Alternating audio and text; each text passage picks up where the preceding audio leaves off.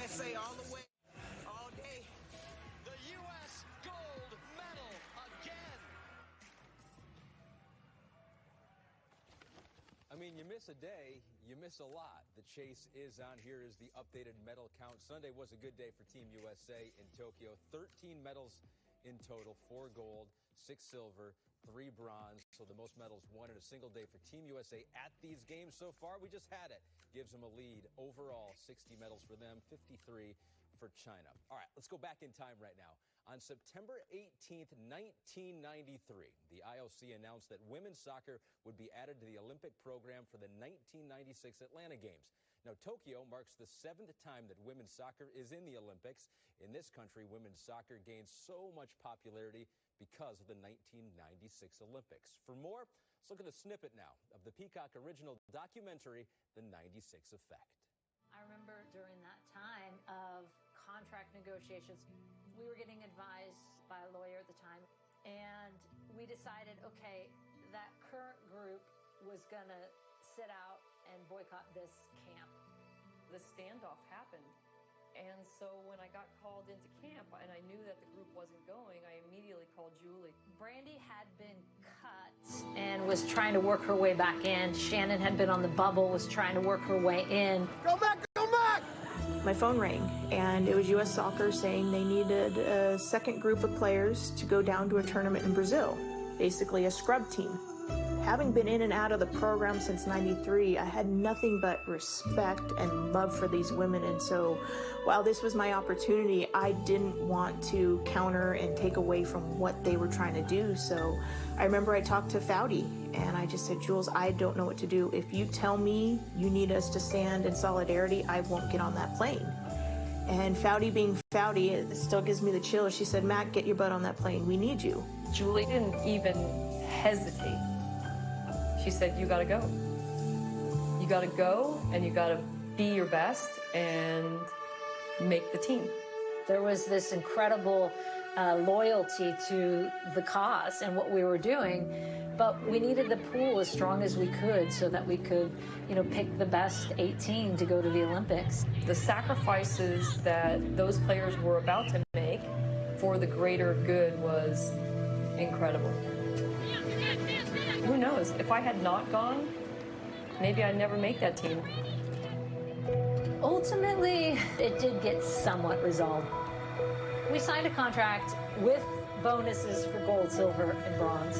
It wasn't a great contract, but at least was a step in the right direction. The Federation understood the importance of the team competing in the Olympic Games, and so ultimately they made concessions. We came to a resolution that I think we both felt good about, and that enabled us to kind of shift our focus back to our training, to being ready to compete for a gold medal. When we roll into the Olympics, it's really hard to put those feelings into words, but I guess one of the best is just exhilarating. We were amazed, getting off a plane and there's policemen there to escort you to your hotel. We were shocked at the level of treatment because we had never seen that before.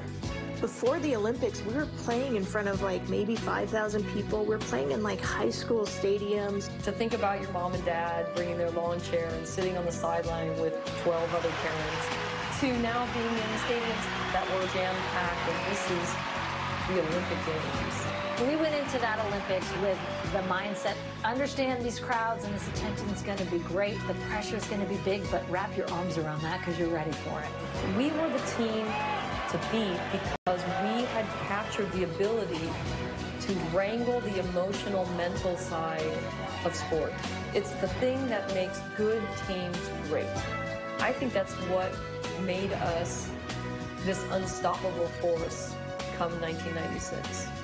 This is the team, now is the time was a mantra that we had that kept us confident and believing in ourselves. This is the team, now is the time meant that we had everybody that we needed. We've got each other's backs. We put the hard work in, and now is the time to execute and perform and win. Team A, represented by the United States of America, playing in white jerseys. Ladies and gentlemen, let the game begin.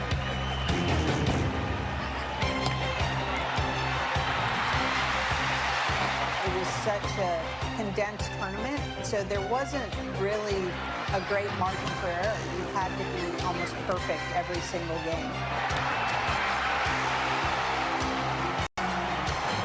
We knew the road to any title has to go through Norway often. We're coming off a very recent loss to them in the semifinals of the World Cup the year prior. It was a tough game, a hard loss, and they love to rub it in our face. They did this centipede crawl where, if you imagine you're on all fours on your hands and knees, and they grabbed the ankles in front of them, and they made this line, and they did this centipede crawl celebration right around us.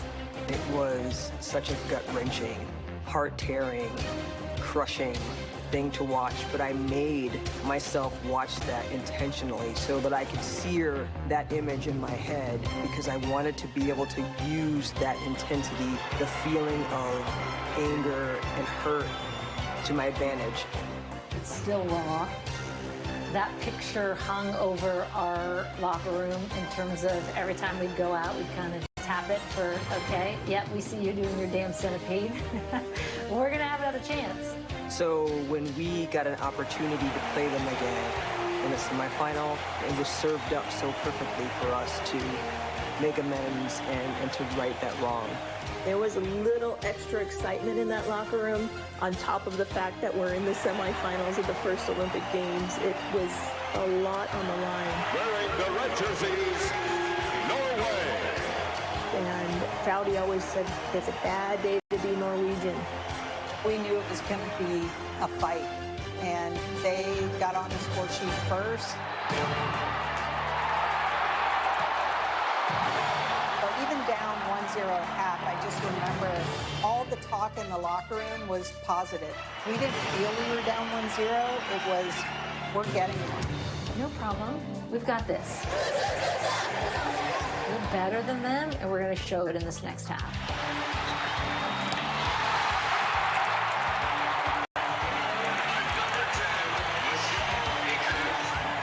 For us to tie, I think that just gave us momentum. I was on the bench and found myself just dying to get in the game. I wanted to be a part of getting some sort of revenge out there. And I think 3 or 4 times throughout the game, Tony told me, Matt, get ready. So I'm warm-ups, okay, sit down type thing. And just the emotions of it. We go into overtime and it's hot, it's humid, people are exhausted. All of a sudden I get called in. I think I picked up the ball pretty deep in midfield, and it was like the Red Sea parting, right? Like everything just opened up as I penetrated on the dribble. And then Mac, as she often does, made this little slip run. I just took off, and I was able to split between 2 defenders. And Foudy saw me and just played the most perfect ball.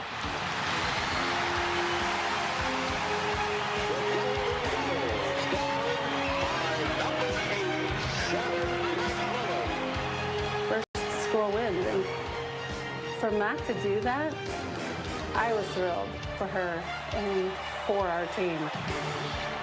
That ended the game. They were on their backs crying, and we were on top of the world again.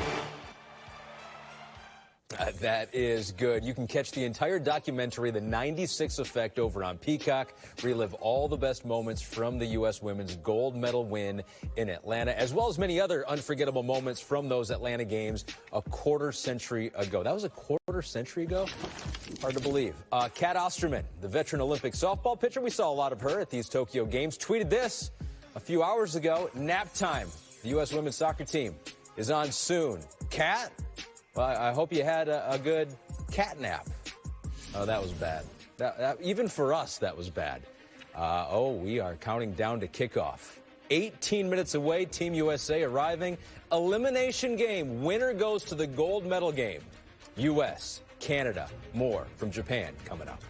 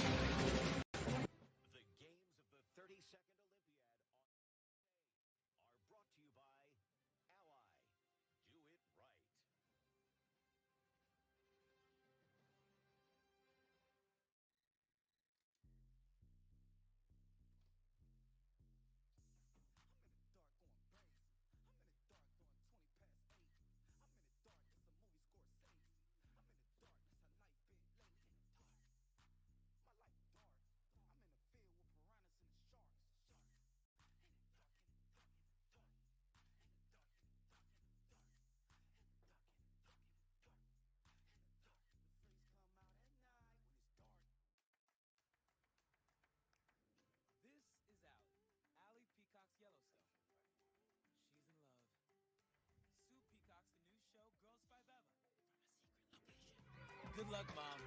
We get it. Antonio Peacock's drama's that make him cry. Ooh, game's on. Henry Peacock's Premier League. So does Bob. The Johnson twins Peacock.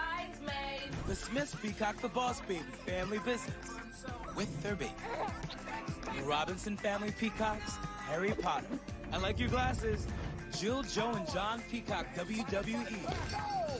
With Mr. Jingles. Excuse me, coming through. Rick Peacock's whenever he gets a chance.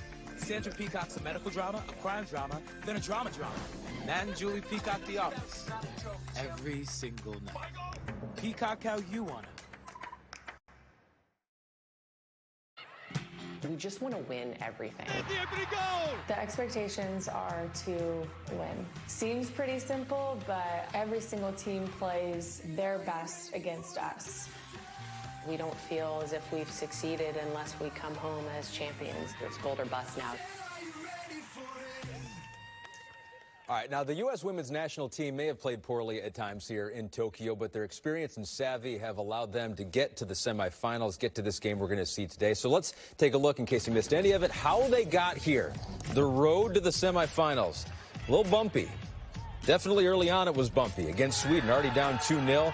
That made it 3-0. Not a great way to start your Tokyo Olympics for Team USA. So they needed to come out, have a big-time performance against New Zealand, a team they were supposed to beat and beat handily. They did exactly that.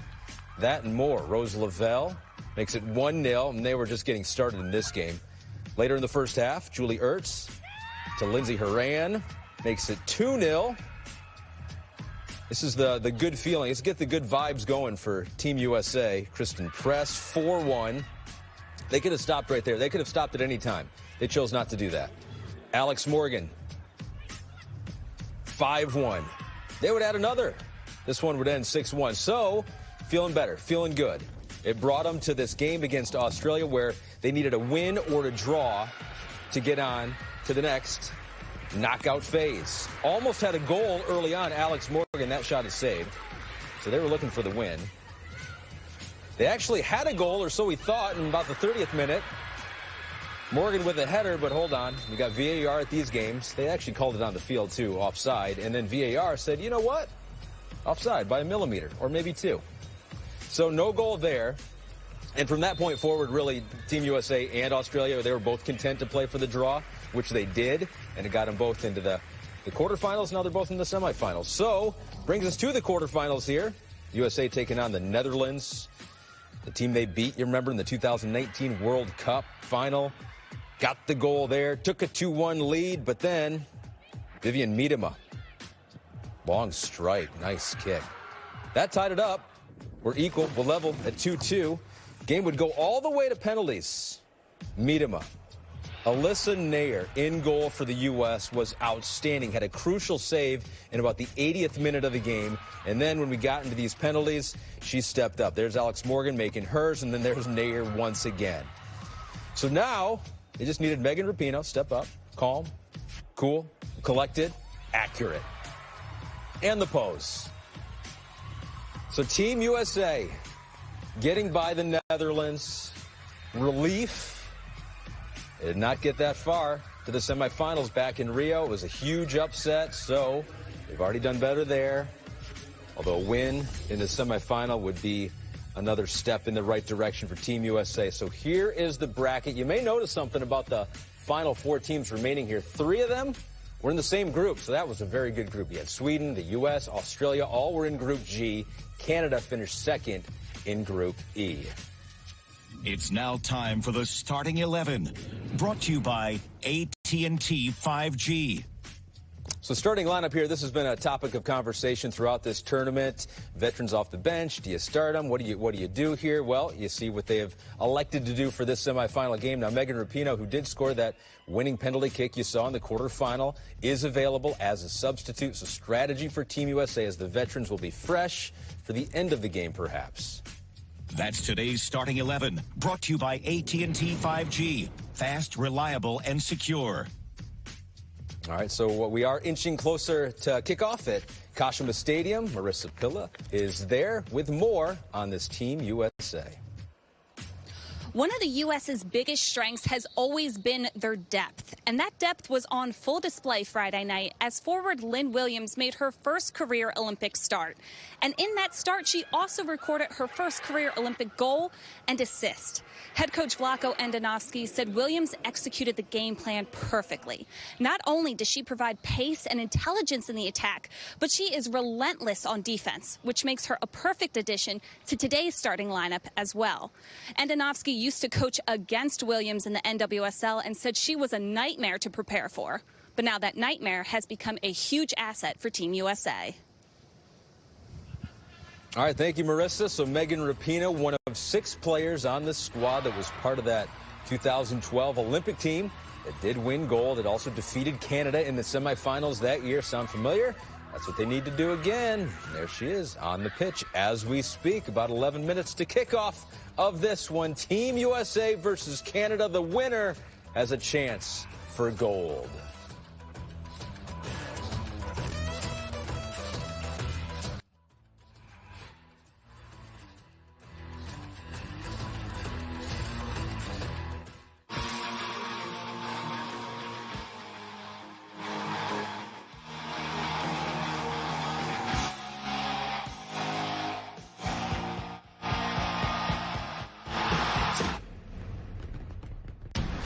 Do you have any idea how hot I'm going to look? No! Tell them your truth. Hi, I'm Jessica. Good times here and more good times to come. You working again? No, just sorting some stuff out. We ride together. We die together. Bad boys for life. Y'all come to daddy.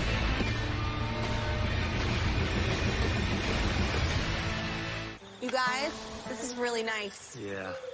Oh, whoa! Look at that amazing star over there. You mean Alpha Centauri? No. I mean Ariana Grande. Hi, guys. Sorry I'm late. Hey. So, Ariana, I'm not sure if you're aware, but we kind of have a tradition. The new coach has to sing us a little song around the campfire. So awkward. I couldn't possibly.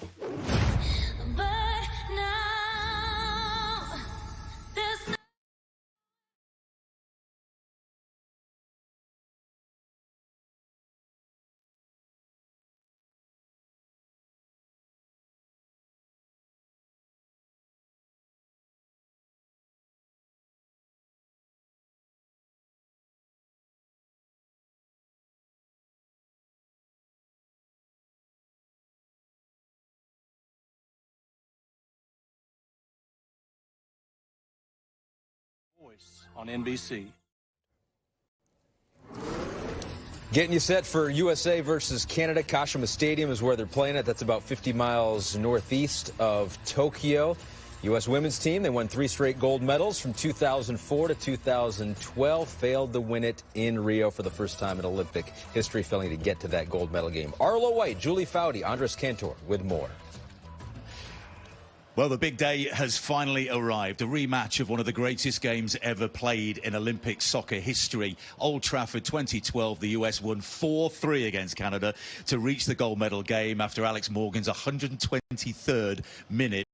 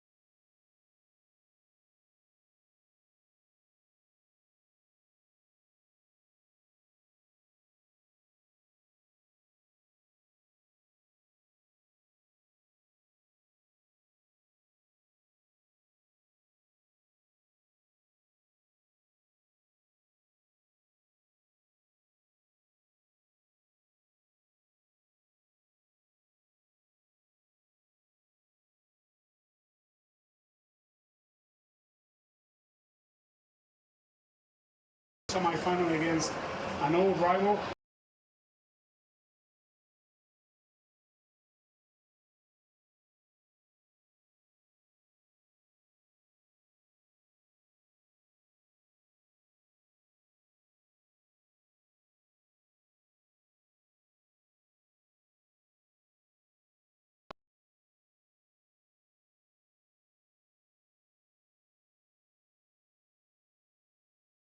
How happy are you for her, and what can she bring today? Thrilled for her, because the first thing she said in her press conference is, yes, I was shocked to get the start in the quarterfinals, so you can imagine she's going to be very shocked again today. But also thrilled for her in that she is just a team-first type of player. And to see her having this success in this moment is massive, not just for her, but, of course, a lift for the United States. Andres, good luck with the call with Manuel Sol, your partner on Telemundo in Spanish language. If it's English language you want, you're going to have to put up with Julie and I on the call. This is a big one. USA against Canada for a place in the gold medal match. You can't go wrong, no matter where you pick to watch this game. Getting closer to kickoff on a warm afternoon in Tokyo. There's Alyssa Nair there, was the star of their last game. Alex Morgan, Lynn Williams getting the call. In this one, they got so much veteran presence on this team. Julie Ertz as well, we'll see in the game. There she is. Yeah, this is a big one. Obviously, goes without saying, 5 minutes to kick. You come out here and you give everything, or you got to go home basically tomorrow. The United States will face a penalty shootout. This team is together. This team fights for each other. This team has each other's back. And it's saved by Alyssa Nair. You know, we're ready. We're confident. We're feeling really good. Alex Morgan, beautifully done. We don't want to go home yet. To send the United States to the semi-final of Tokyo 2020. It doesn't get much more comprehensive than that. This is what this team is made of. We've got to remember that, and we've got to carry this game into the next one now.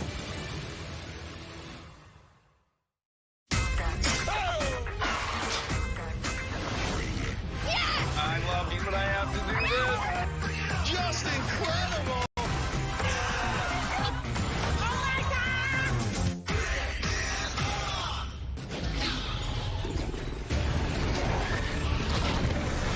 Brave the hunt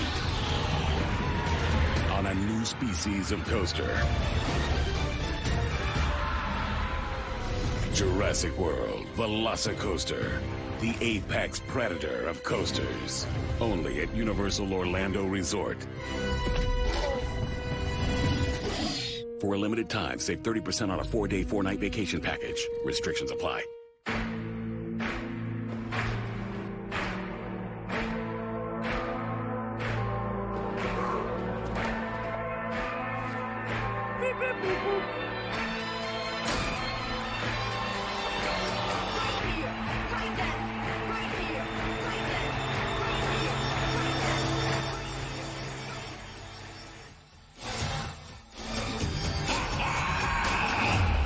Rated PG.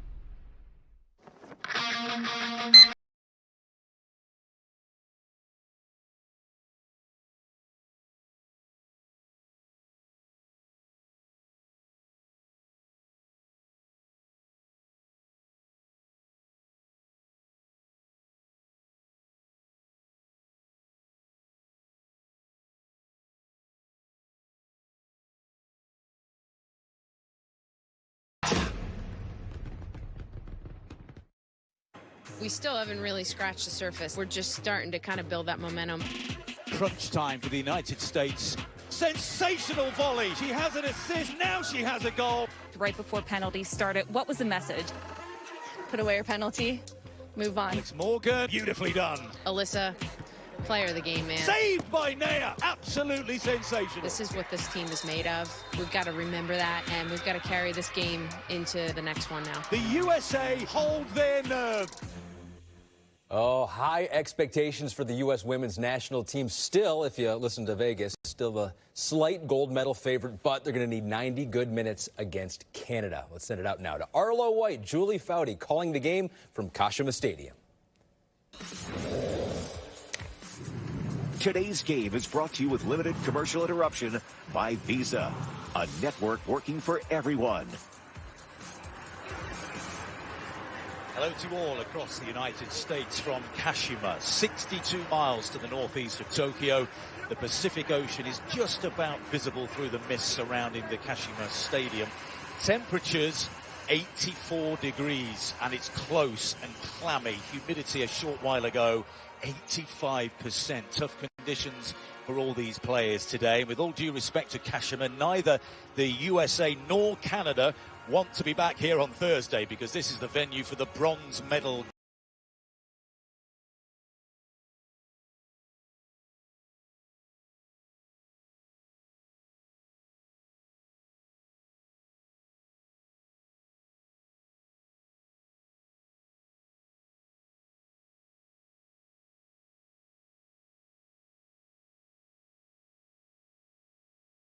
You see a switch of Tobin and Lynn Williams actually switching sides. We'll get into that during the game, but Lynn will be on the left, Tobin on the right, and there is your substitute bench for the United States. Plenty of experience there as well. What about Canada? Unchanged from their quarterfinal. They're going to be in a 4-4-2 with a diamond pinched in that midfield, so a lot of congestion in that midfield, and also a lot of familiar names, with well over half the Canadian roster either playing in the NWSL right now or just playing collegiately. And all eyes will, of course, be on leading goal scorer with 187 goals, Christine Sinclair, in her 4th Olympics for Canada. Quite remarkable. There's Vlatko Andonovski. Huge relief as his side prevailed 4-2 on penalty kicks against the Netherlands in the quarter-final.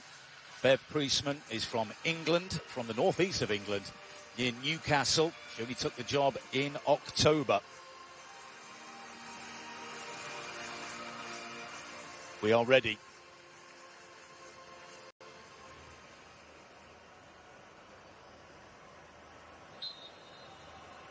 Both teams take the knee.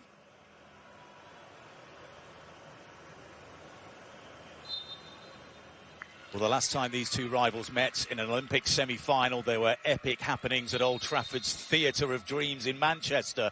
That was in 2012. 9 years on, they meet at the Kashima Stadium that the locals call the Dream Box. If we get half the excitement of the 4-3 Classic, we are in for a treat, or an almost unbearably tense couple of hours, depending on your ability to stay calm. The US is seeking a 6th appearance in the gold medal game. They've won 4 gold medals in their history.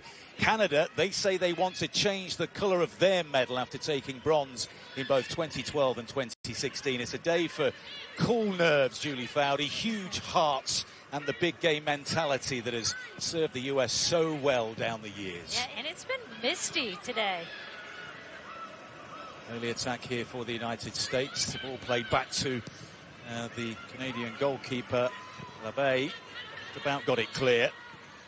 Been sputtering down, so I suspect the field is going to be very fast and wet. Turn into a good ball. Does so. Early pressure here from the USA, who are the designated home team for this semi-final. Sauerbrunn, Werner Davidson, one of those 3 changes, in for Abby Dahlkemper, who doesn't make the 18 today. Both teams arrive here having only won 1 of their 4 games. The USA beat New Zealand 6-1. They lost to Sweden in the opener, draws against Australia and the Netherlands, who they then beat on penalty kicks. Canada beat Chile 2-1 in the group stage. They drew the other 2 games against Great Britain and Japan, and then they too prevailed on penalties after a 0-0 draw against Brazil. Here's Quinn, right on the right-hand side as Canada build. Desiree Scott, who played in that 2012 semi-final at Old Trafford. Christine Sinclair got a hat-trick that day. I was there for that game. It's one of the greatest games of football I've ever seen. She gave them the lead 3 times, only to lose 4-3. 123rd minute winning goal by Alex Morgan in front of the Stretford end. Let's not go 123 today. I don't know if my heart could handle 2 back-to-back games like that. Well, she said it was yesterday, didn't she? It was a huge goal for me. It changed my path. Called it 123 minutes of back and forth. It was an amazing game. US went on to win the gold against Japan at Wembley Stadium, and good for the Canadians. They recovered in time to beat France 1-0 to take the bronze for the first time since, well, first time in their history. Foul on Rose Lavelle, restored to the starting lineup, scored against New Zealand. One of the things this U.S. team has been talking about in this tournament, most of that stemming from that Sweden 3-0 drubbing, was just the fact that the first thing the United States has to bring is mentality. And then you layer everything else onto that. So I suspect this is going to be a physical one. Well, there's an opportunity here. Lindsey Horan has taken a whack from the free kick that was sent forward, and she looks to be in a bit of trouble here. Here's that ball across. Ashley Lawrence stepping up.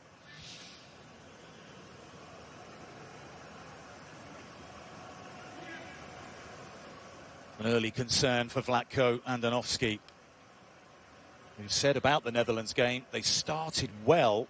He said then we got punched, and our response was brilliant. Said they should have been more patient at the start of the second half. Should have kept the ball more, been more methodical. Yeah. It's just in the DNA, as we've said before, Julie, to go all out to score more goals, even when you're protecting a 2-1 lead. Yeah, and I think that's the bit you layer in, of course, with the mentality. You have to be able to extend the number of passes you can string together to help, one, rest your legs as well. Horan appears to be okay. Tobin Heath over the free kick. Canada defending the edge of their penalty area. Swung over, may fall here to O'Hara just outside the penalty area. The heads go up. It's good pressing here from the United States. All 11 Canadians back behind the ball. There's O'Hara again. Also started that semi-final in 2012. She gets to the byline. Good cross to the near post. Nobody attacking it. Cannon with the header clear. And this is where the space is going to be for the United States, on those flanks with that 4 pinched in middle diamond. O'Hara again, combining with Lavelle. They're getting some joy down the right-hand side here, the United States, and they have a corner. And this is a right-hand side the U.S. can go after. Chapman very familiar with these U.S. players, but O'Hara is going to want to be getting forward and into that final third because they can beat Chapman for pace on that side. For Tierney Davidson, who came on as a sub against Sweden, started against New Zealand, restored to that back line today, floats in the left-footed corner, the heads go up, Horan was beaten. But once again, the U.S. win it back. Sauerbrunn under a little bit of pressure by Nichelle Prince. US can build again down the right-hand side. O'Hara goes for the diagonal switch. Excellent play by Julie Ertz, who was clattered into by Christine Sinclair, and she stayed down right on the centre spot. Talked at the beginning of the game of switching that front three with Lynn on the left, Lynn Williams on the left, Tobin Heath on the right. One of the reasons for that is they want the defensive presence of Lynn Williams on Ashley Lawrence's side. I think you could argue Ashley Lawrence, one of their most offensive players, actually, from that right back position. And Lynn Williams, as we've seen in that last game, gives you a ton. And as we've seen consistently over her career, gives you a ton on both sides of the ball. Just keep your eye here on Julie Ertz in the centre of your picture, because she was involved in an incident there with Christine Sinclair. She stayed down for 10 seconds or so, and she just grabbed that knee that is bandaged, that she injured during the NWSL season for the Chicago Red Stars, and she missed the summer series, then the send-off series, and she's played a lot of minutes here at these Tokyo Olympics. On at half-time against the Swedes, then played 90 against New Zealand, 90 against Australia, and a full 120 against the Netherlands. Vlatko's quote was, to some degree, we've overused her. And I think that's fair. They didn't expect that she would be getting this many minutes, but it tells you how much you need Julie Ertz in that holding six. Second most minutes of any outfield player for the United States. With 345, Crystal Dunn has 374.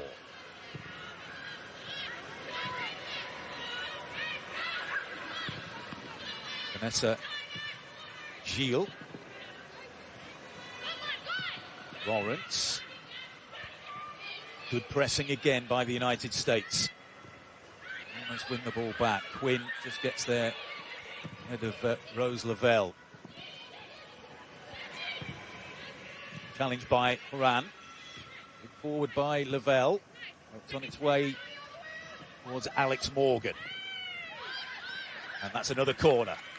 They're the non-negotiables that Alex Morgan talks about. Even if you're not playing well, you are harassing the opposition trying to win the ball back. You saw it from Lynn Williams on that left-hand side, then from Alex Morgan here, picking up this corner kick. All good things in terms of where they want to be with that defensive press. Not sure the Canadians have been in the US half yet. Total dominance in the opening 8 minutes. Yet to test the goalkeeper, Stephanie Labby, though. Deep service. Let's go up. O'Hara was there. The volley, a second attempt by Lavelle. Might fall to O'Hara again. Here she is. She's got room to pick her spot. In the end, it's headed wide by Ertz beyond the near post. And this will be the challenge for the United States because Canada will sit with that 4 back, and then they have the 2 holding central midfielders in Quinn and Scott, who are going to stay very conservative. They do not deviate from that position. They will hold. And so you have this block of 6 that you constantly have to break down if you're the United States. The US have a throw. Canadians are pretty frustrated with that because the assistant on the near side awarded the throw into them. Nicely done by Rose Lavelle. And here's an opportunity. Williams into the penalty area just beyond Heath. Didn't reach Alex Morgan. Here's O'Hara getting forward down the right-hand side again. Well defended by an attacking player, Michelle Prince. Exactly that. Arlo, you want Michelle Prince having to make that run back all day. Got the freedom of the right flank at the moment. Might drop kindly for the United States, and it's dragged well wide by Tobin Heath. In fact, it'll go out for a throw-in on the far side. We had Horan across there, who almost tapped it in. And that's an early look at goal. And she's hollering for it to take a deflection. We'll see if it does here, but this just sits up nice on a platter. She's trying to come across it and swipe it. And the USA have had 9 goals chalked off for offside in the tournament so far. That's a good cross from the byline. Goalkeeper able to smother it effectively. Morgan getting involved early on. He has scored in 77 games for the United States, and the USA are unbeaten in all of them. 67 wins and 10 draws. She's got 9 career goals against Canada. What a stat. I love that stat.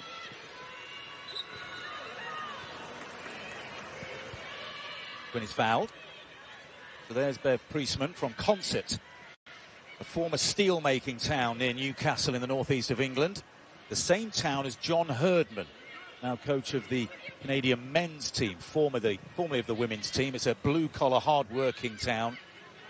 She grew up playing football in the streets with a lot of the boys around at that time. She's only 35 years of age. She said it's a small town. I got out of my comfort zone. I chased what I was passionate about. Now you can end up spending your whole life there. Win, square ball. Ball's here to Scott. And sent it out of play. Unlucky by Quinn. Good work by them to get forward. Pick that ball up in transition.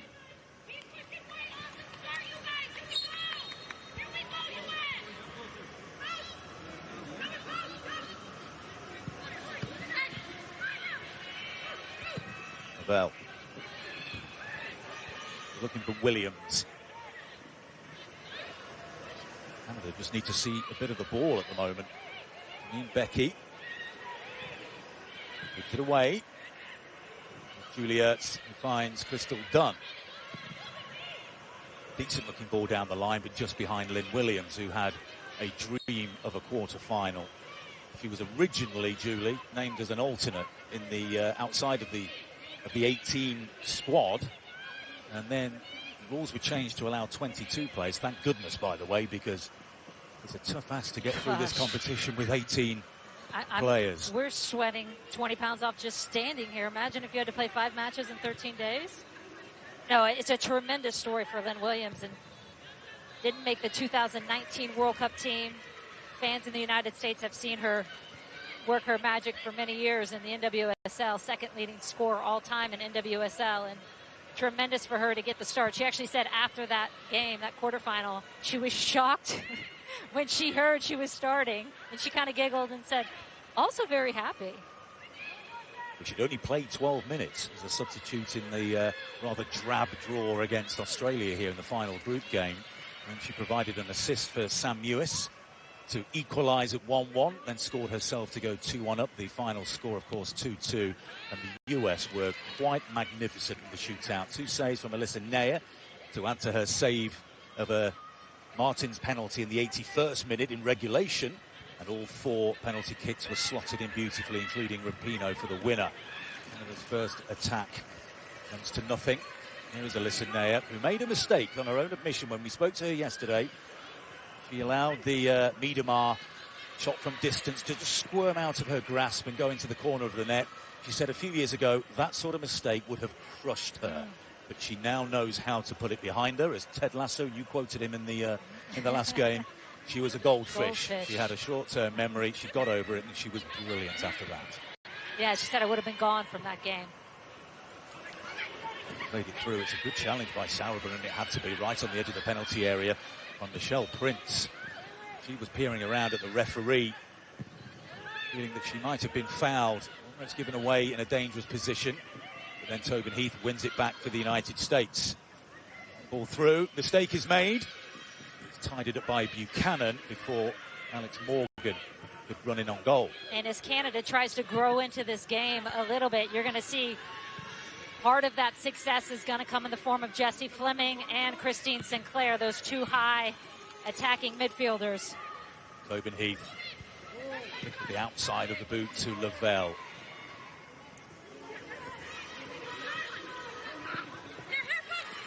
Referee Scott runs out of room.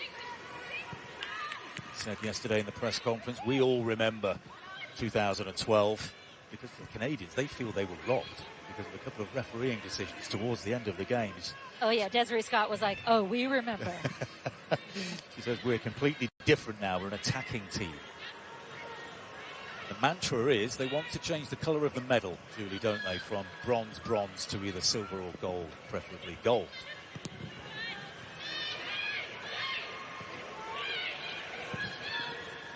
Bit of space here for Michelle Prince. Now Quinn. Give and go. Really, that's with another fine challenge on the edge of the penalty area.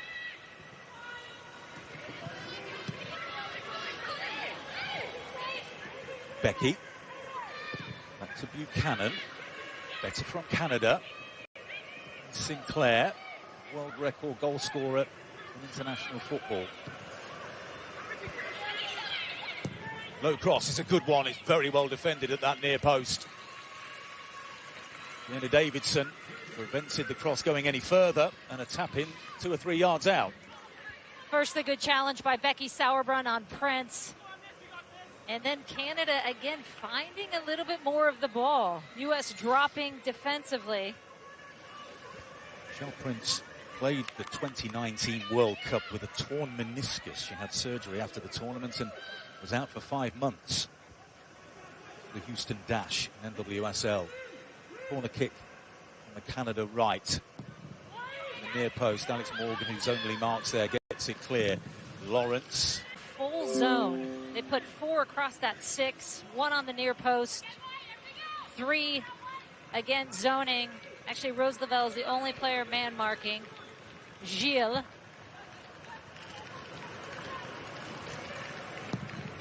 Deeper service this time over everybody.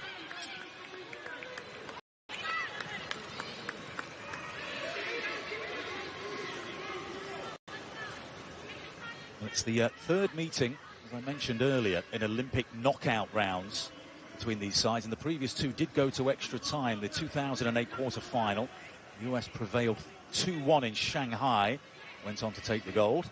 The 2012 semi-final, the aforementioned classic in Manchester, 4-3.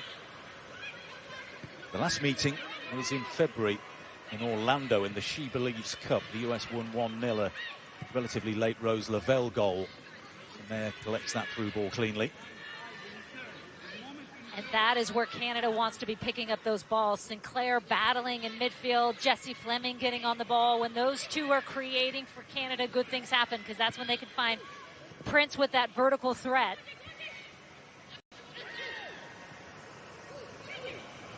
Here come Canada again. Ball played through towards Prince. He's a real handful, and it's a third corner of this first half for Canada. First 10 minutes, very strong for the United States, but Canada back in this. Little deep for the United States. Here's the Sinclair battle in the midfield. That's going to be a good one between Ertz and Sinclair today. Christine Sinclair earned her 300th cap in the opening game of the tournament and scored her 187th international goal. The 1-1 draw against Japan. Their policeman said, "I knew she'd score in the 300th appearance." She's Christine Sinclair. Of course. Coming up at the back post, Buchanan got ahead to it. Scott nods it back into the danger area.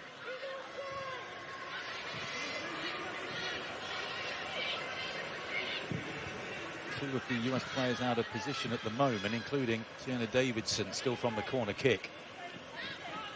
Good pressure this by Canada. Naya, it's spilt, needs to be cleared, and it is. And Naya stays down. Sauerbrunn was in the right place at the right time just to get rid of the ball, having been spilled by Alyssa Naya. She was confident in coming for the ball, tried to catch it, and collided with an opponent.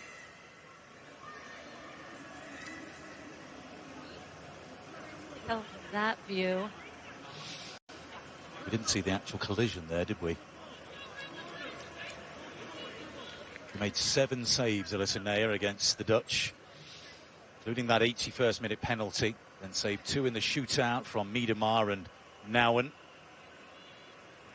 The shootout both to her right-hand side. Martins was to her left. You could see there her right ankle and knee bent out as she was coming down off that. There is A.D. Franch. Hasn't seen any minutes so far in the tournament. A.D. Franch of the Portland Thorns. Naya looks in real pain down there.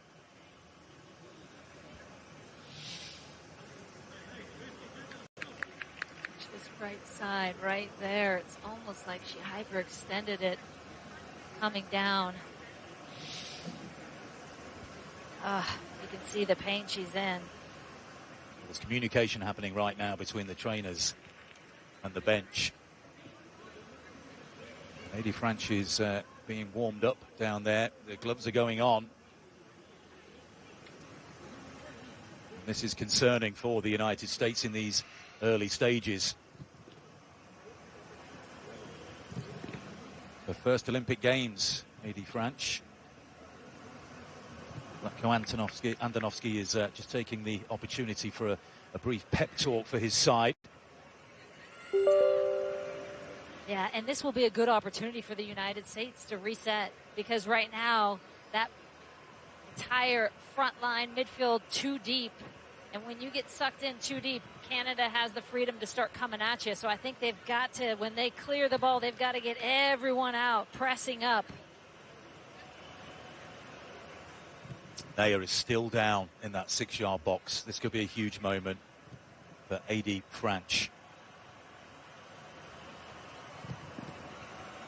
Cold flannels being utilised. It is a stinking hot day here in Kashima.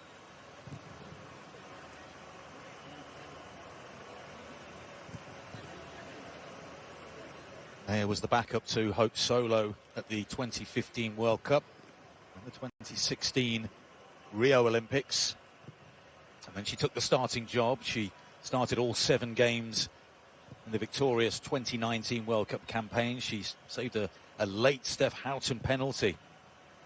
She's got form in the penalty saving department. That was in the semi-final against England. Kept a clean sheet in the final against the Netherlands. but she's still down. She's at least now in a seated position, but whether she can continue or not remains to be seen. Zadie French continues to go through her paces. Can you tell our audience about Zadie French?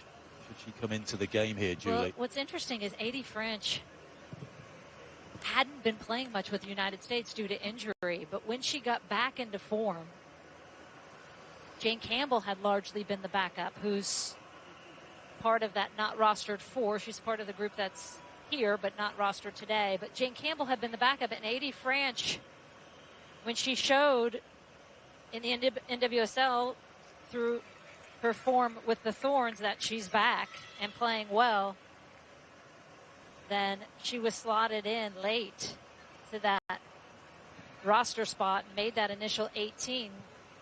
Some would say a little bit of a surprise, but given that she was fighting back from injury once she got back to form. Well, the bib has been removed, which is usually a sign that she is coming onto the field momentarily. Lisanea is on her feet. We've had a 4-minute stoppage so far as she just tries to flex that left leg.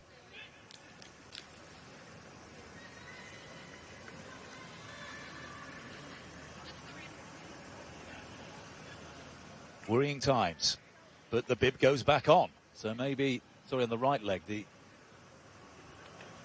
It's hard enough to come in off the bench as a field player. Imagine coming in like this as a goalkeeper, not having a proper warm-up. You're warming up on the sideline. It's a semifinal match. This is Zadie French's first Olympics, first World Championship. Played the second half of a July 1st friendly against Mexico. That was the send-off game. US won 4-0. She was part of the 2019 World Cup squad. She was part of that squad. Didn't see play. Didn't see any action. Still putting Lisanea through her paces. I think the referee may at some point intervene and say, what's happening here? Is she able to continue or not? And it looks like she's going to give it a go. She's not giving up the gloves lightly. Now, if you're Canada and you're watching this, the first thing communicated, this is no disrespect to Lisanea, is you start firing some shots at her and testing that knee. And it's how she can cope with it with the ball at her feet as well. And there we'll continue. We had a stoppage of around 5 minutes.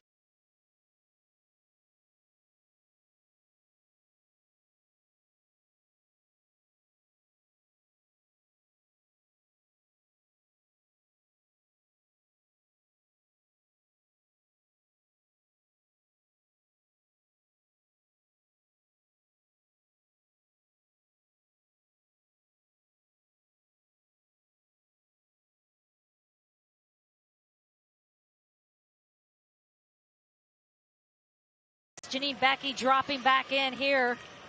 Great defensive work. Just giving a little hip check to Rose Lavelle. But that's going to be the challenge for the United States. Can they get a hold of this ball? Well, Lisanea has just taken that goal kick and she's immediately signaled to the bench that I don't think she can continue. The right knee or the right leg crumpled underneath her and she's in pain. Still trying to flex it out. Is she saying I've got to go off, or is she saying I'm going to be okay? Yeah. No, she was wanting them not to pass it back to her, so she took a knee, signaling to the referee. Well, this is a huge blow, not least because it costs Vlatko Andonovski a substitute. Take a look.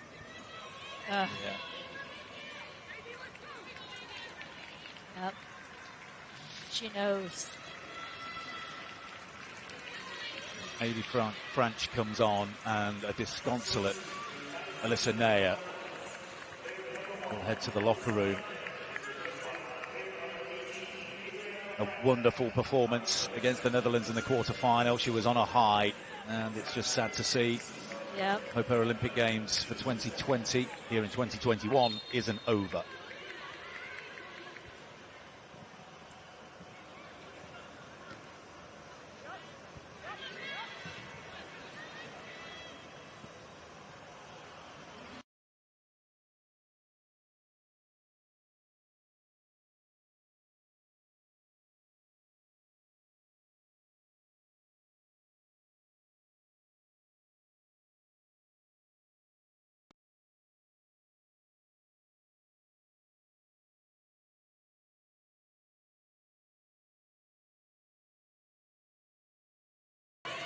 She's challenged, and challenged well once again by Michelle Prince.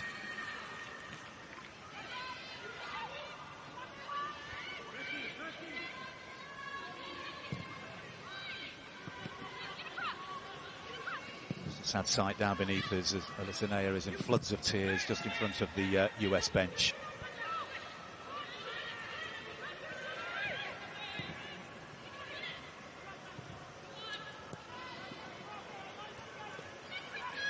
Becky battling with Crystal Dunn. US throw.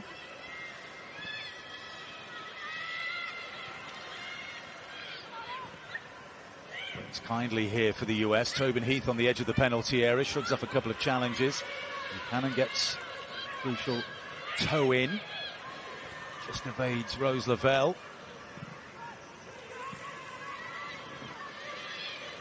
Play by Quinn, turning away from the challenge by Haran. Prince Hera challenging her, and advantage being played here. Once with the cross, it's a miscue by Tiana Davidson, and it's a corner kick once again to Canada. And I think the referee may want a word here, and it's a yellow card, in fact, to Kelly O'Hara. Yeah, a little bit of frustration coming across here. Good call by the referee, but Prince all over the place for Canada. Making that vertical run, tracking back defensively. Well, the US are going to have to scrap for everything once again here to make it through to the gold medal match. It'll be an early test here for Eddie French, substitute goalkeeper. Yard off her line. Rolled across. And I think if you're Canada, you put that in and test French. Why not put it at her hands? Make her have to make a decision a little bit deep.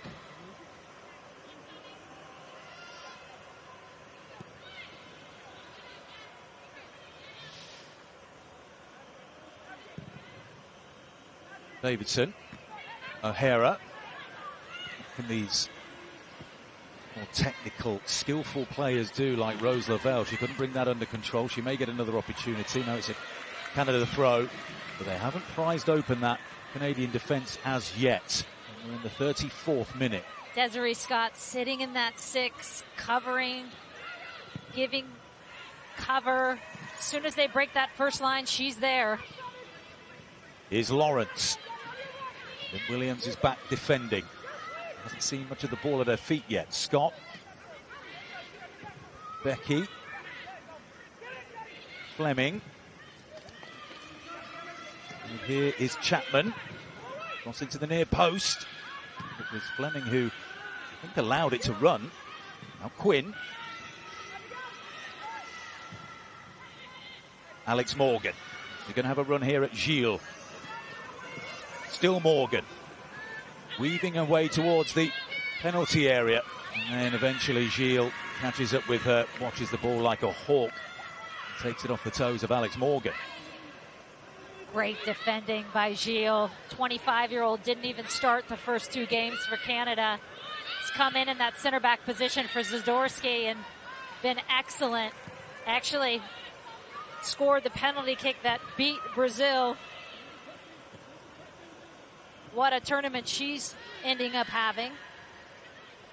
She was born in Canada, Vanessa Gilles, to a French father, and represented France at international youth level. She spent the first 12 years of her life living in China, in Shanghai, so she's well travelled. To the Canadian national team, tackled by Rose Lavelle. Buchanan just inquiring as to where the communication was that it was being closed down.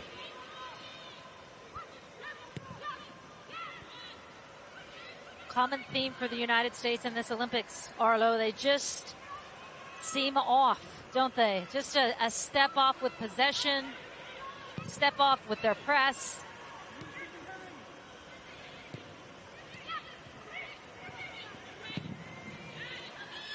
Long clearance downfield. Sent out of play by Gilles.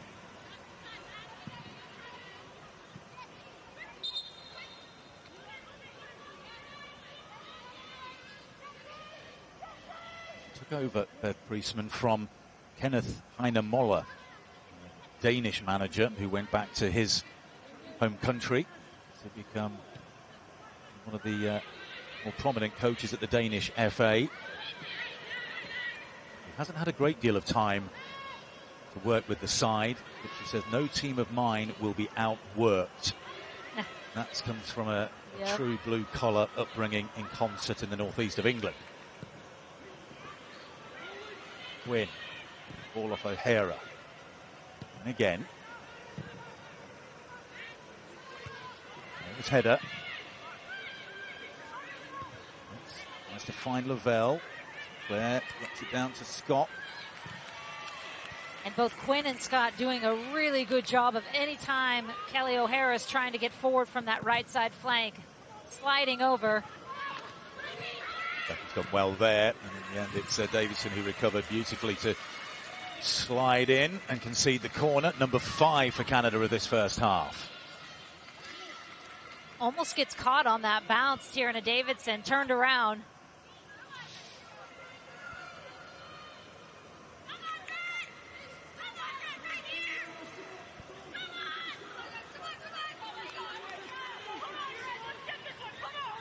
Good communication from A.D. French.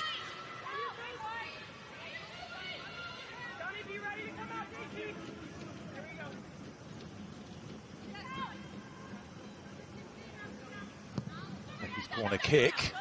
Trying to test the goalkeeper, as you suggested on the previous corner, but didn't get it right. But really, in their 5 corner kicks that Canada has had, here's the look earlier from Alex Morgan trying to get in the box. I don't mind that at all. Good defense by Gilles. It hasn't quite clicked yet for Alex Morgan here. But of those 5 corner kicks, service has been poor, really. Done. Just over hits the pass. Well, the AT&T 5G halftime show is coming up next. We will have all the latest from around the Olympic Games on the AT&T 5G halftime show. And I think one of the things, speaking of halftime, Vlatko Andonovski is going to want to talk about is how do you deal with Canada's 4 and the U.S. has 3 in midfield, because right now they're playing around those 3. Someone's got to step in to help them defensively and offensively. Whether that's the back line stepping into that area, and especially on the flanks where they have some space. Dunn on the left, O'Hara on the right. And defensively, either a back stepping in or a forward coming back, because the second half of this first half has been all of Canada.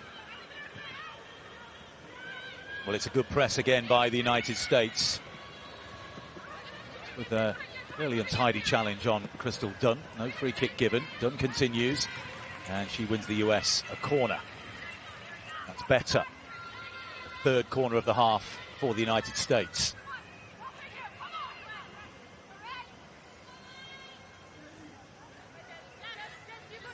The US have faced Canada more than any other country. The 62nd meeting between these nations. Canada have won just 3 times, 1986 and then back-to-back games 2 decades ago. Christine Sinclair scored in both of them. She's still going strong now.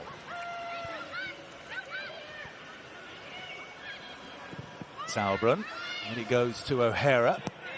It's a good-looking cross. Rather loopy header in the end. It's a goal kick as we approach the final 5 minutes of a cagey first half. What a good look that is in by Kelly O'Hara. Alex Morgan not able to get over it.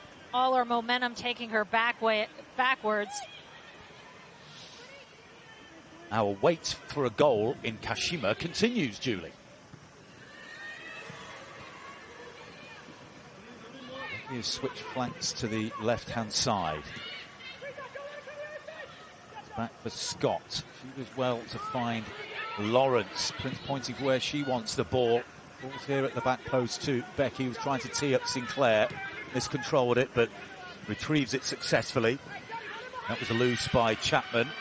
Another US player down, but here they come on the counter-attack. Rose Lavelle tried to slide it into the path of Tobin Heath. She was outnumbered in the end, and it's just the execution of the final ball which is very much off at the moment for the United States. Morgan is struggling.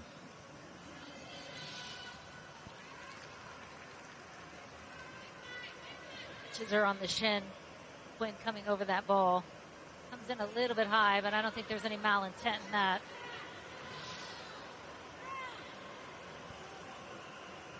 Still down.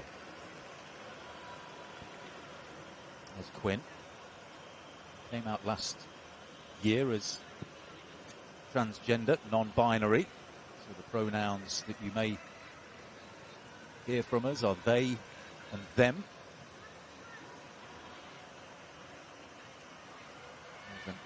Back on her feet.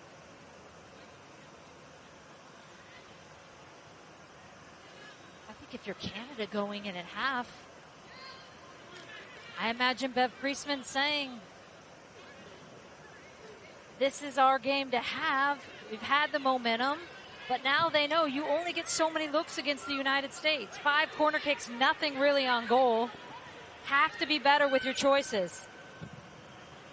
It's done by Quinn down that left-hand side.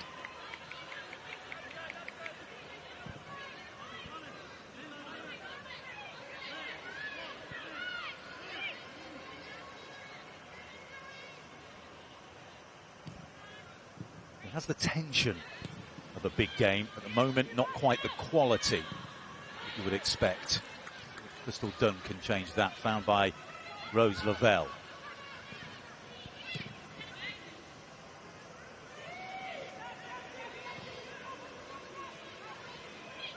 Horan has pulled away to the right-hand side. Sauerbrunn, now O'Hara. Here's Horan.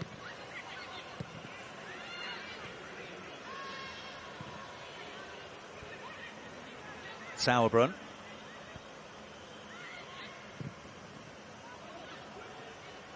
Horan has to check back to retrieve it. Thought that was out of play. The assistant disagreed. O'Hara. By Gilles. 2 minutes remaining of this first half. Skies are clearing above us. A lot of dark cloud and mist around a little earlier on. I can actually see some blue, and the Pacific Ocean behind the stadium. Morgan moving okay after taking that knock a few minutes ago. Looking at that player right there, Rose Lavelle, that will be another topic of conversation at halftime. Can you get Rose Lavelle and Lindsey Horan connecting the dots a little bit more? So spread out, the distance between them right now. Sometimes Horan's way on the right. Lavelle is a good 40 yards on the left. Crystal Dunn, Rose Lavelle, really surrounded by red-shirted Canadians. Sauerbrunn.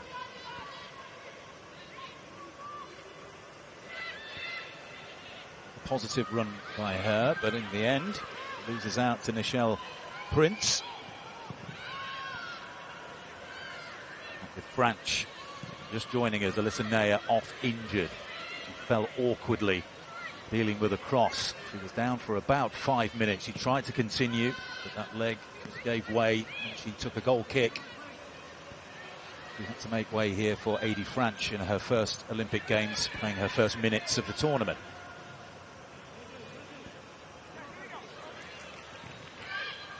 She was demanding the ball to her feet, and then she's left that behind Horan. Again, sloppy work, trying to play the ball out from the back. United States, they're just not on the same page at the moment. Now you could see the frustration in Ertz. She just played a ball in, wanting that front three, and Rose to be a little bit more active. It's gone more central in this movement. Lavelle out on the right-hand side. Horan strokes the ball pretty languidly out to the right-hand side to O'Hara. She gets it back. Morgan making a run down the right-hand channel. And she is. Heavy first touch. Story of the first half, really.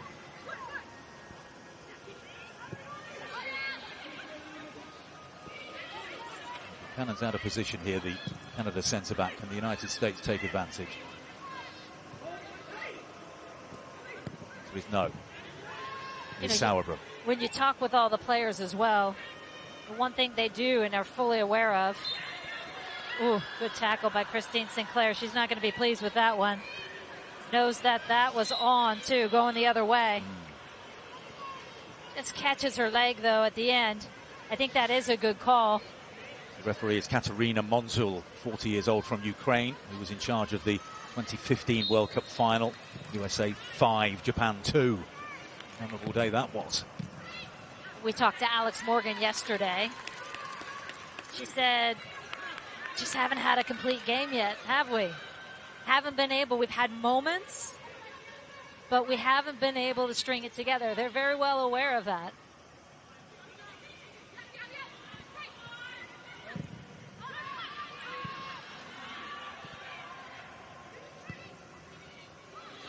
Davidson. Here's Julie Ertz. Turns towards goal. Immediately, once again, closed down by Nichelle Prince, who's very dangerous in attack, but also comes back and defends with real feverish enthusiasm. Davidson. Sauerbrunn. Given away. She was looking for Crystal Dunn out on that left-hand side. The US have it back, though, do they? Yes, here's Dunn again. Now for Lynn Williams. A rare touch in this first half. Try and get to the byline. She won't get around Ashley Lawrence that easily.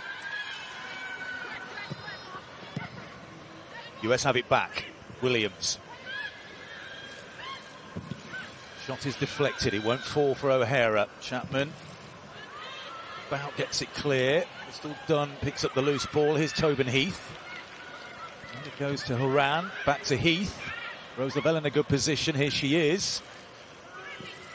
Heath again. Horan's made a good run. That's opened up some space on this left-hand side. Williams. The cross is a good one. The header comes in from Morgan, but she was reaching for it. She had O'Hara behind her, and it's wide. But that was better football by the United States. Better patience as well. Tobin Heath with that first look. Good pressure by Kelly O'Hara to pick up that second ball. And this is the one into Alex Morgan. Doesn't catch it at all. She felt the presence of O'Hara behind her as well. Tried to get out of the way in the end almost.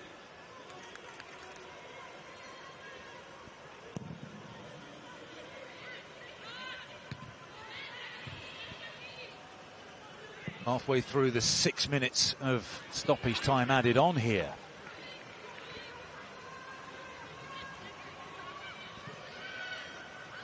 What needs to improve in the second half, Julie, from a US perspective? I think the press has to be higher and a little bit more consistent. I think obviously the ability to hold the ball every time it's coming to a forward there. You saw it there with Lynn Williams, Alex Morgan, all three of those forward line not able to hold it. And then you allow yourself some time to get some numbers with you.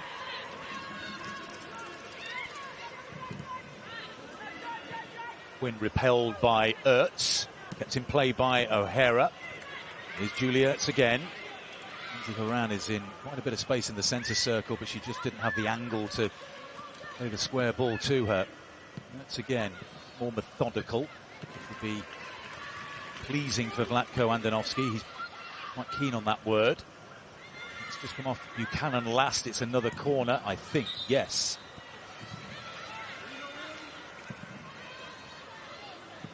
The US make it count before the interval.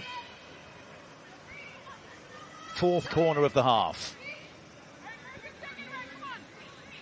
Deanna Davidson will curl it in left-footed. Chooses not to play it short to Kelly O'Hara. Alex Morgan's going to plant herself right on LeBay. Rose Lavelle on the back post. Corner kick near post. Decent attempt by Julie Ertz to try and turn it towards goal.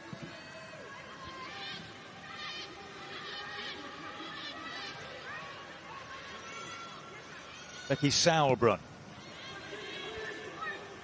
Excellent header by Alex Morgan. Williams back to Lavelle. Player down is Quinn on the edge of the area. They are back on their feet.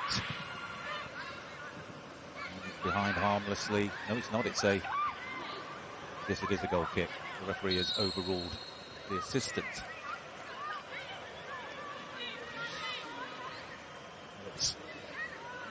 frustrating, it's fair to say, at the moment.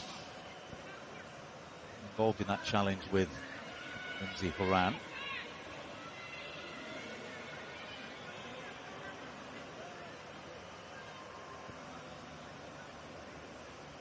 Just about had the 6 minutes.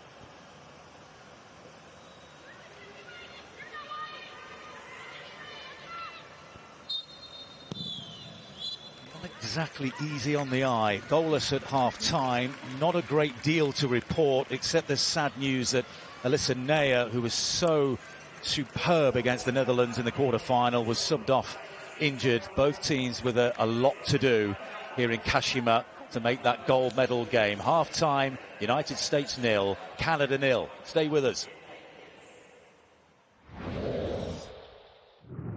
Today's game is brought to you with limited commercial interruption by Visa, a network working for everyone. Hi, I'm Chucky. Wanna play? It's contagious, isn't it? Laughing at people. Now the joke's on you. Dude, you have a serious doll problem. Chucky. He's gone. Creepy doll just creeps me out. If you only knew.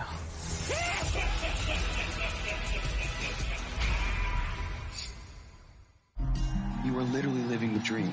Sometimes I wonder what my life would be like if I was just ordinary Joe. Lee, drop it! I'm proud of you. Your dad would be proud of you too. How many injured? You're gonna be fine, okay? Can you believe we made him? At least we did one thing right. It's only natural to wonder, what if?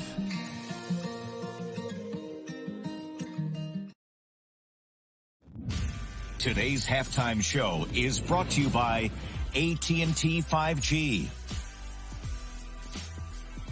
All right, it is halftime. Back in studio, Ahmed Fareed with Danielle Slayton to break this one down. So, Danielle, did you hold your breath the entire first half or just most of the first half? I'm going to be holding my breath for this entire game, let me tell you. It was an okay start for the United States. I thought they pressed well early on, but Canada did have some momentum, did have some moments, but the story of the first half is really Alyssa Neyer. Yeah, unfortunately, that is our lone highlight, which is actually a low light for Team USA and Canada. It's right around the 20th minute here, and it's the shot on goal, maybe the best chance for Canada in this game to score so far, and that's when the injury comes to the goalkeeper for U.S. Jessie Fleming just serves this ball into the box. I think Nichelle Prince has been well to put pressure on the United States all day, but just Alyssa Neyer falls down awkwardly. You see that right leg, and she did stay in the match for a little bit. They spent about 5 minutes evaluating her, tested her, but then she went to take this goal kick, and it was instantaneous. You knew from the moment you saw that. She waved to the sideline. She needed to come out of the match, and Adie Franch has now 45 minutes and a little bit beyond to see what she can do if she can anchor that back line for the United States. Yeah, there's Adie Franch coming in, 30 years old, a two-time NWSL Goalkeeper of the Year. That was a couple of years ago for the Portland Thorns, as you see Neyer coming off. So huge in that game against the Netherlands to get there. Possession in the favor of Team USA a little bit there, but not a whole lot going on. The 4 shots to just 1 there. So Franch comes in. How much of a drop-off is that for Team USA?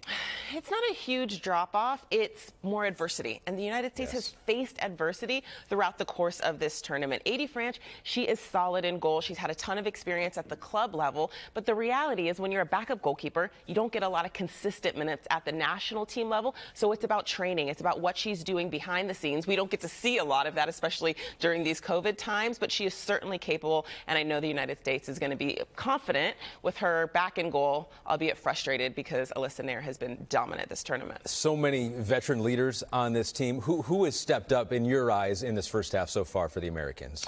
Defensively, I think Julie Ertz has covered quite a bit of ground. You heard Julie Foudy talking about the importance of the center of the park and really trying to find ways to bring both Lindsey Horan and Rose Lavelle into the game. But I think Julie Ertz has probably been the best player.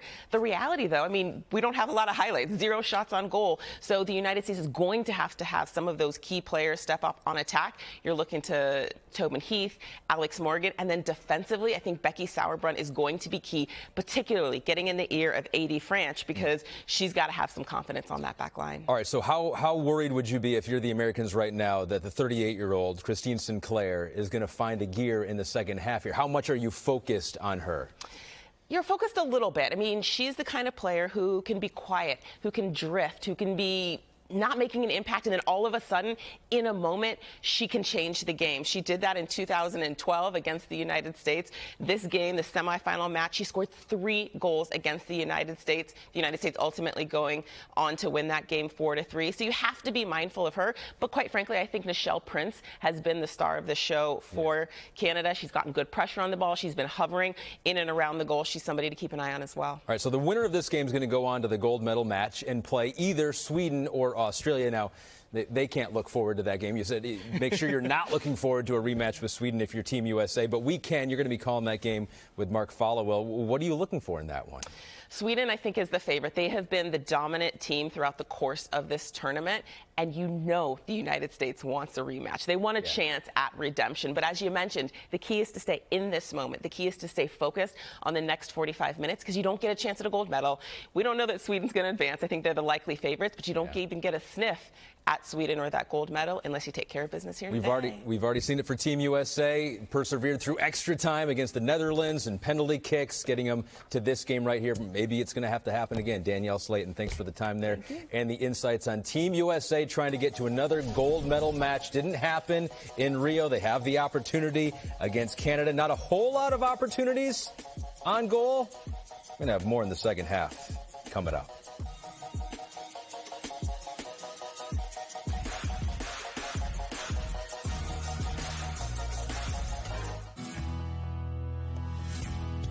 We've all felt this gap, the distance between what is and what could be. While he's tapping into his passion, the U.S. Bank mobile app can help you tap your way to your savings goals without missing a beat. So you can feed his passion. Earplugs not included.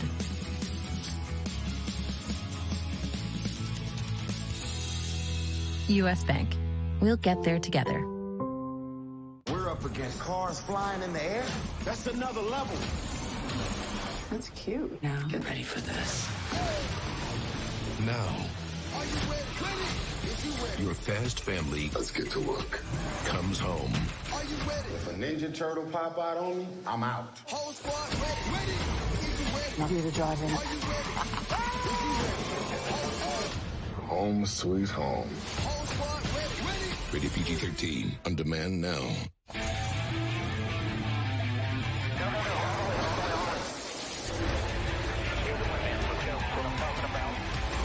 Indianapolis Motor Speedway. Racing in Michigan. Ready to roll in Daytona.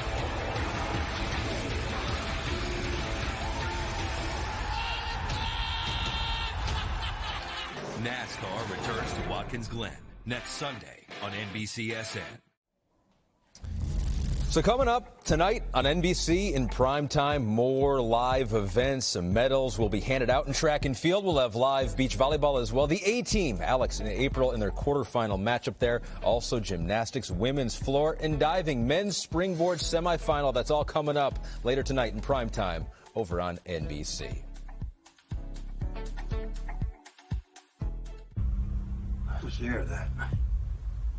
I can't stop thinking about what could have happened to her. Please, find me. Do you have any idea how hot I'm gonna look? No! Tell them your truth. Hi, I'm Chucky. Good times here and more good times to come. You working again? No, just sorting some stuff out. We ride together. We die together. Bad boys for life. Y'all come to daddy.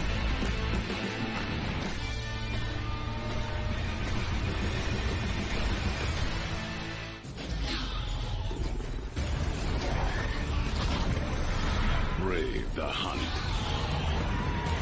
On a new species of coaster. Jurassic World Velocicoaster. The apex predator of coasters. Only at Universal Orlando Resort.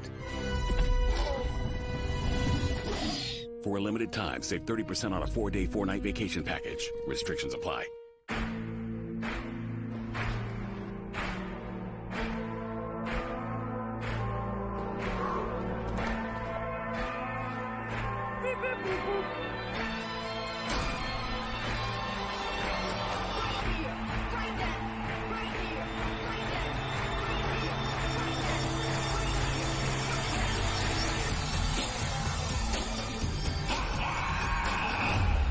Rated PG.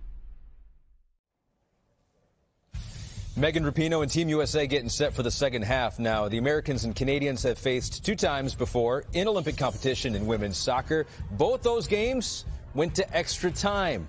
Could be seeing the same thing here. 0-0 at the break between U.S. and Canada. Arlo and Judy are back with the second half after this. Today's halftime show is brought to you by AT&T 5G. Fast, reliable, and secure. New customers get our best deals on all smartphones. That's right. But what if I'm already a customer? Oh, no problem. Hey, Cam. There. Same deal. Yeah, it's kind of our thing. Oh, it's a great deal. What if I'm new to AT&T? Cam, can... Oh, nice. Hey, but what about for existing Same customers? deal. Is he okay? It's not complicated. With AT&T, everyone can ace back to school with our best deals on every smartphone, like the Samsung Galaxy S21 5G for free.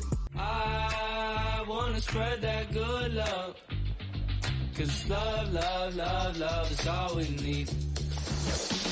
Yeah, I wanna spread that good love. Peacock streaming the best in live sports.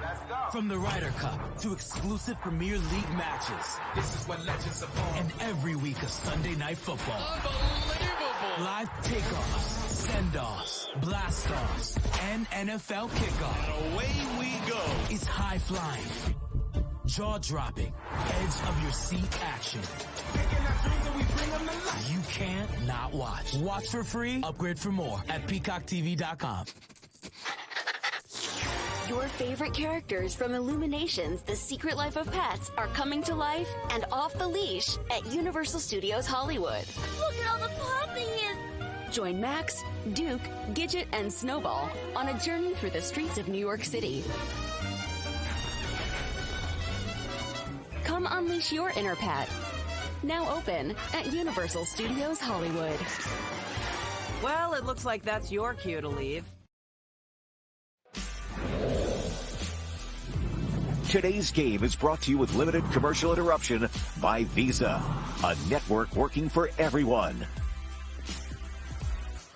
Well, here come the United States women's national team back out onto the field for the second half here in Kashima. The winners, remember, advanced to the gold medal game on Friday, which is actually Thursday night across North America. The losers today return here on Thursday, which is bad news because this stadium doesn't allow goals, evidently. That's for the bronze medal match. The other semi-final later is between Sweden and Australia. Julie, all the available US substitutes were warming up at half-time. Not sure whether we're going to see any changes just yet. Vlatko Andonovski told us that they won't be planned in the way that they were in the Netherlands game, but Right. what do you think he could tweak and change? Well, here's who you have on the bench. You have Sam Mewis, Kristen Press, Carly Lloyd, Megan Rapinoe, Emily Sonnet, and Casey Kruger. And I think you're going to see possibly Tobin Heath come out for a Kristen Press. So Sam Mewis obviously giving a little lift in midfield. Carly Lloyd. I don't think it's going to happen until probably 60, 70. Give them a chance to try and get their feet under them in the second half. But that is something, as we've talked about all tournament, the United States knows their strength is in their depth. Canada would argue, and Bev Priestman has, that they've done the same thing. They've rotated players. They've been really conscious about the long game, meaning that this tournament, as we have also talked a lot about, demands so much on their legs. But I think that's a consequence you're seeing with this heat and the turn of games, 5th match in 13 days. You're seeing a U.S. team that looks frustrated to me. Well, we're getting ready for the second half. Well, Prince has been excellent, very busy player both in the attack and helping out in the midfield, snapping into challenges. But the US, remember, only have 4 substitutions available because Alyssa Naeher was injured, the goalkeeper, in the first half, and Adi French is on in her place. And I think if you're Canada, you're thrilled with that first half. They're thinking, look, we're right in this. Had some really good stretches. And the uglier the game and the more they disrupt the United States, the better it is for Canada. By the way, these two teams, Julie, have only gone to penalties once in the 11 meetings previously where penalties were available. Try again with the kickoff. That was in a CONCACAF World Cup qualifier, April 2008 in Mexico. The USA won 6-5 on penalties after a 1-1 draw. Let's hope it doesn't come to that again. It was interesting talking to Alex Morgan, who said that she felt a lot calmer taking her penalty the other day in the shootout. She decided earlier in the day exactly where she was going to put it, so she didn't wait until putting the ball down on the spot. It's all about repetition. They practice a lot in training. They executed perfectly, so they would be confident. Having said that, Alyssa Naeher with the 2 saves. Horan trying to get on the end of that ball. They will be without Alyssa Naeher for any potential shootout later on. But lots of football to be played before that eventuality. Heath.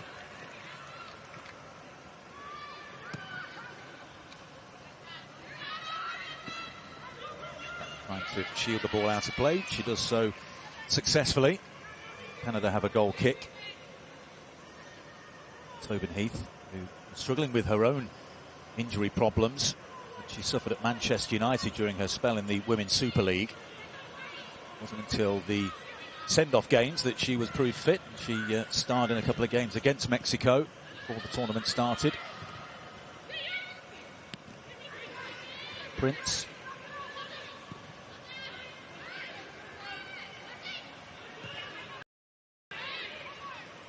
Is Buchanan. Super ball out from the back. Ashley Lawrence just failed to bring it under control successfully. That invited the challenge from Crystal Dunn. It was an unfair one. Free kick. There's a little bit more of a press as well you're seeing from the United States to start this first half. To start the second half. Started the first half so strong in that first 10. Looking to get a little bit of that mojo back. Fleming gives the ball away. O'Hara. For Morgan to chase. Uses her footing. Williams behind Ashley Lawrence. Now here's Lindsay Horan. It's available in field. She goes down the line to Lavelle. No US players in the penalty area, offering an option to Rose Lavelle. Done. Ertz. Here's Horan.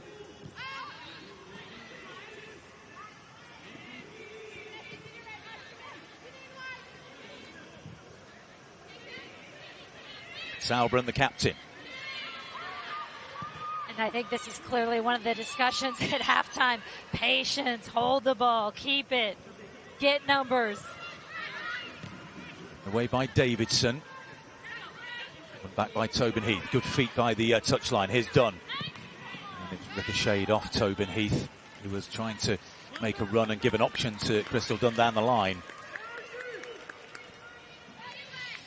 A little bit better by the United States. This is the earlier play. Alex Morgan trying to get in behind Gilles, who's done an excellent job so far in this game. That back four for Canada with Quinn and Scott shielding in front of them has been so tough, as we've seen, for the U.S. to break down. Horan. That's a good-looking ball. LeBay came for it. It was taken out of her hands by Buchanan.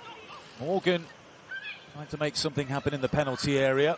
The trajectory of that ball in what we like to call the corridor of uncertainty was fabulous from Horan. Ertz. O'Hara. This is good from the United States. Gilles' header. Dunn wins the ball back.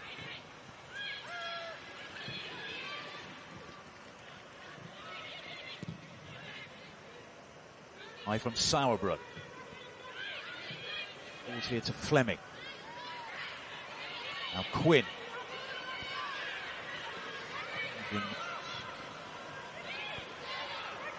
Their long legs to surge forward.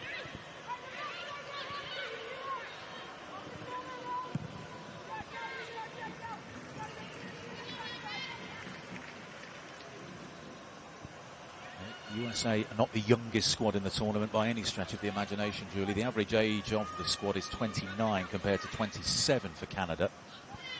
29 and 8 months to be more precise. Prince with the cross.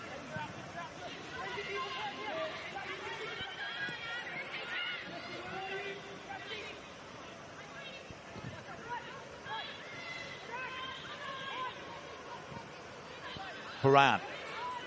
Numbers committed forward here, the USA. Dunn. And the line is Morgan.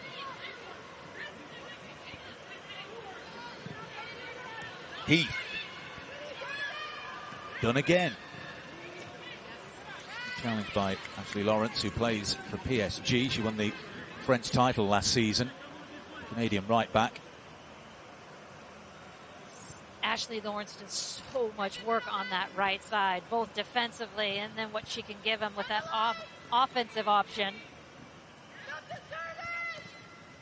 Seeing a lot of the ball at the start of this second half in the way that Kelly O'Hara saw a lot of it on the right-hand side at the beginning of the game. Moran just runs out of room. A bit more energy and precision about the US at the start of this second period. Better, isn't it? Better for the United States. A little bit more possession, more patience.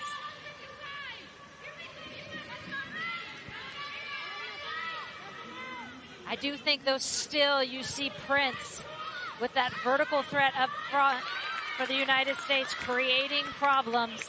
They have to keep their eye on her. Christine Sinclair, as we know, the world's greatest goal scorer, male or female. But she's not going to be that vertical threat. It's going to be a Nichelle Prince getting in.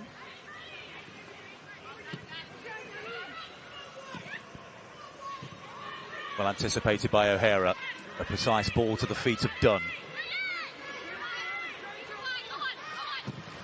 Excellent cross from that left-hand side. It's just a skimmed header by Lynn Williams. Ball still in play. Lavelle. Again. It darts down the line, creates a bit of space for Rose Lavelle to advance into. Sauerbrunn. Here's Davidson. Menlo Park, California. Sauerbrunn. Tobin Heath. It was a lovely flick. The chance, and it's sent over the crossbar by Williams. So that is much better from the United States. The flag up on the far side anyway. U.S. suffocating any second ball that comes out. And Heath with that cheeky little flick. Could Tobin have brought this ball down?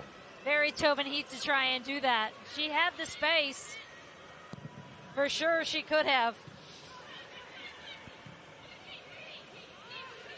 Davidson. Nice turn by Rose Lavelle. Foul by Scott. Free kick. Sense that a bit of momentum is building here behind the United States. Need to make it count. Heath takes the free kick, changes the angle to O'Hara.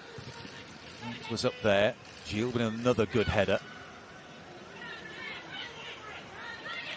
You see Crystal Dunn in a much higher starting position to win that second ball. Same on the other side with Kelly O'Hara. The consequence being they're already in their attacking third when they win it. Dunn. Fine Horan. Took by Sinclair, but a good recovery by Julie Ertz. Got to beat her once. Won't do it twice.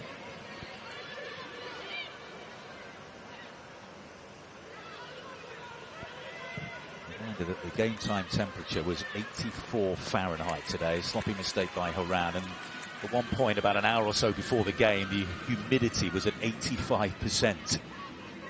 Means that the 70-step climb to the announce booth wasn't easy. But I was breathing heavier than you were. And as a Californian who doesn't do humidity well, it's not good. Sinclair.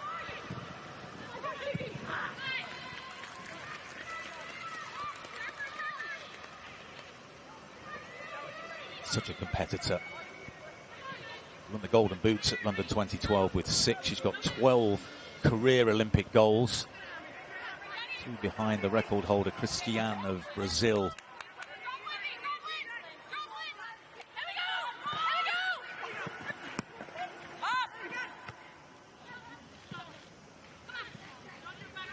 Fleming. Well against Ertz to keep hold of the ball, and just became too much, the pressure from Julie Ertz. So we were talking in the bus on the way here. Julie Fowdy speculating as to when Vivianne Miedemar would take Christine Sinclair's record. Sinclair got the record off Abby Wambach, didn't she? Which was 184. That happened fairly recently. But Miedemar is approaching 100 already. She's only 25. When you just mentioned the goal-scoring records here at the Olympics, with Sinclair with 12, that took her 4 Olympics to get there. By Ertz. Miedema at 10 goals, sitting tied for 4th all time in 1 Olympics, by the way. Remarkable. Come on. Here's Heath. Wide to Alex Morgan. US subs, a couple of them going through their paces. We're approaching the time when we would start to see changes. Dunn. Horan. Nicely done to Crystal Dunn. She slips at the crucial moment, but wins her side a corner. Much better start to this half, and I think a lot of it rides on, and that's unlucky by Crystal Dunn, but you're seeing Dunn and O'Hara in a much higher position. Everything the U.S. is winning is in that attacking third.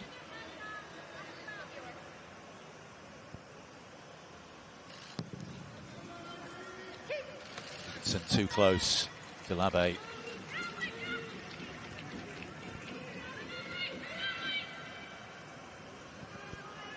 He saved 2 penalties in the shootout victory against Brazil. Christine Sinclair missed hers. First up for the Canadians.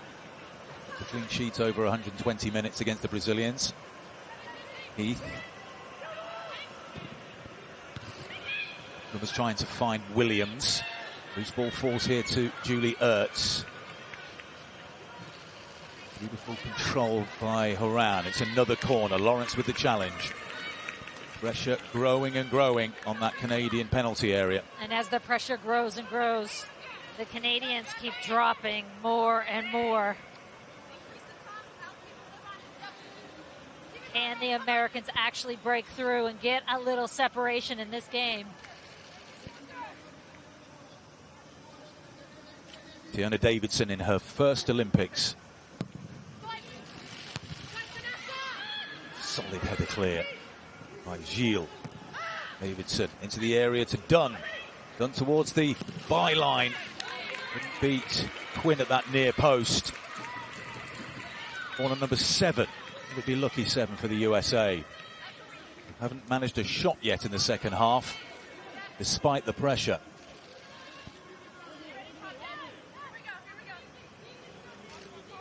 Dunn is available with a good angle on the corner of the penalty area here.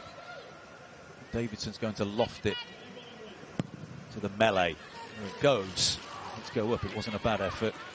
Horan was there. You can hear LeBay saying, we encourage one another. Come on. Getting a little frustrated as well. Lindsey Horan with a lot of red jerseys around her. In traffic, Canada just doing enough to give her a little bump, get her off balance. Third cap for Lindsey Horan today, and we're about to see a triple substitution. Lloyd, Press and Rapinoe. How about that for a trio?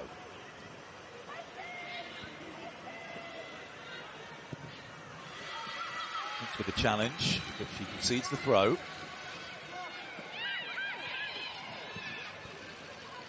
There were a couple of yards there on the throw-in.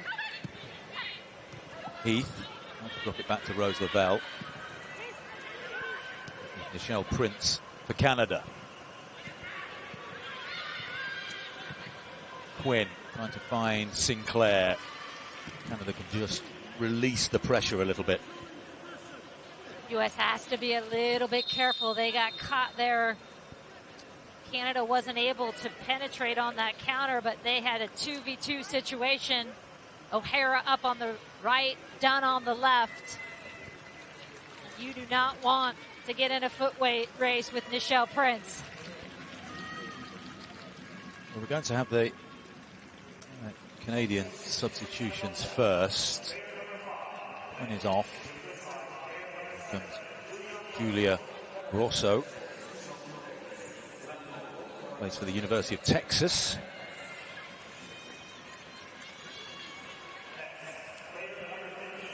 Prince is off.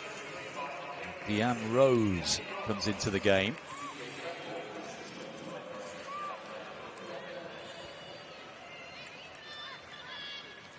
Kristen Press is in for Lynn Williams. Morgan will make way. Megan Rapinoe is on the field. And also Carly Lloyd to earn her 311th cap, which ties her with Christy Pearce for second all-time in US women's national team history. So congratulations to Carly Lloyd, cap number 311.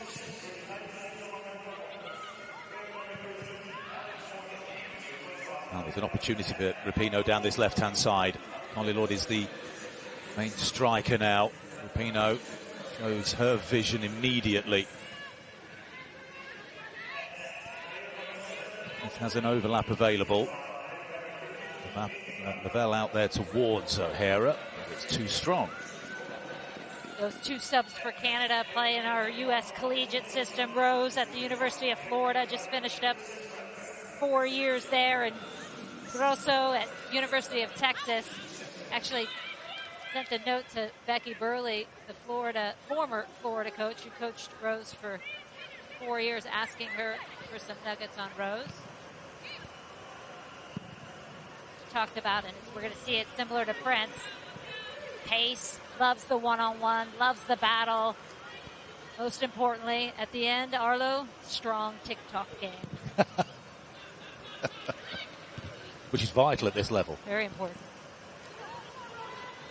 Grosso. I don't know where we'd be without you and your contacts, you know, in terms of trying to tell this story of the US team. Julie Foudy effect. Anytime your name is mentioned, people are very keen to talk all of a sudden. We've done. Tidily done. Here's Davidson. Sauerbrunn, first time out to O'Hara.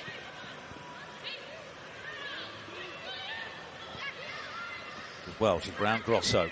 Rapinoe's making a terrific run in from the left flank. Too straight in the end.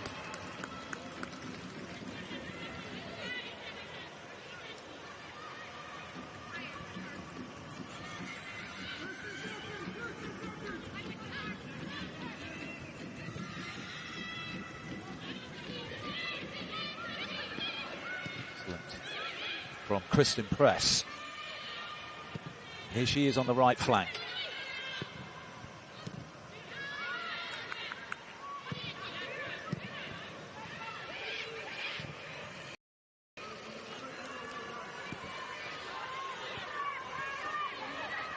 Ashley Lawrence for Canada.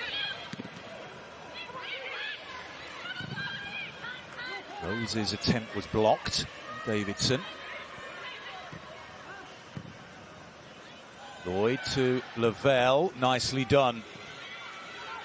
Press working against Chapman. Cuts inside. Blocked by... Cover there, but you've got fresh legs and Kristen Press coming in on that right side. Cover there, but you've got fresh legs and Kristen Press coming in on that right side. And a speed advantage in Kristen Press. I am certain Vlatko Andonovski said, go, go, and go some more when you get in there.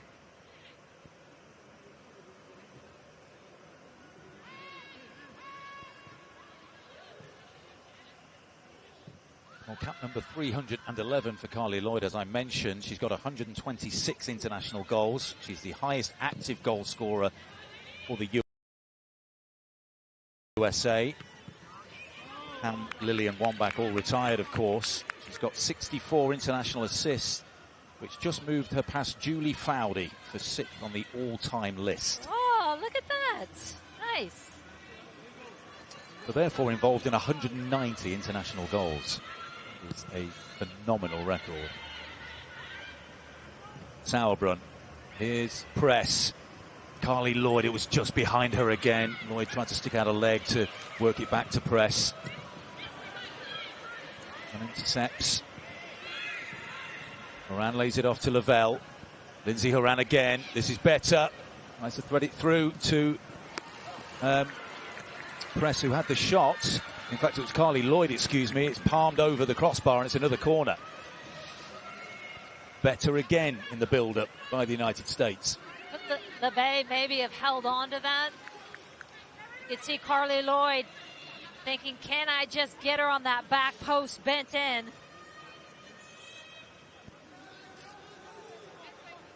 First shot on target of the match. It took 65 minutes.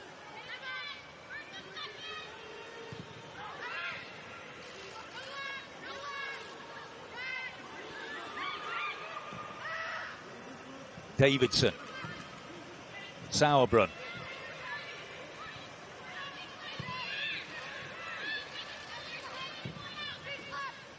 Bell.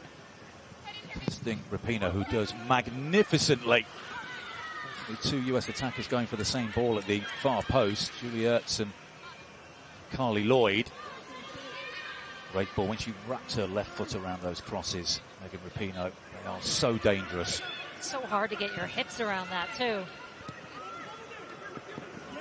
Well, challenged by Dunn. Seems more energy about the US than Canada at the moment. Lavelle. Shot, and it was half blocked by Buchanan. Bounced kindly for her. Here's Rapinoe.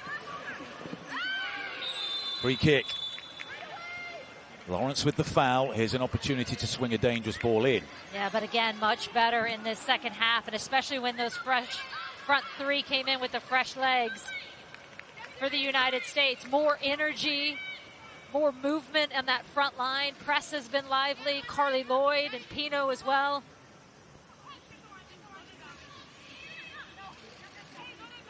Night falling here in Kashima.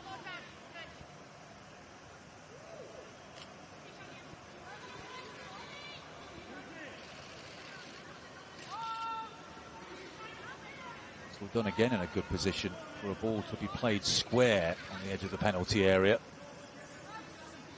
Canada using the penalty spot as their marker for their line of defence. Pino curls it in. LeBay with the punch. O'Hara.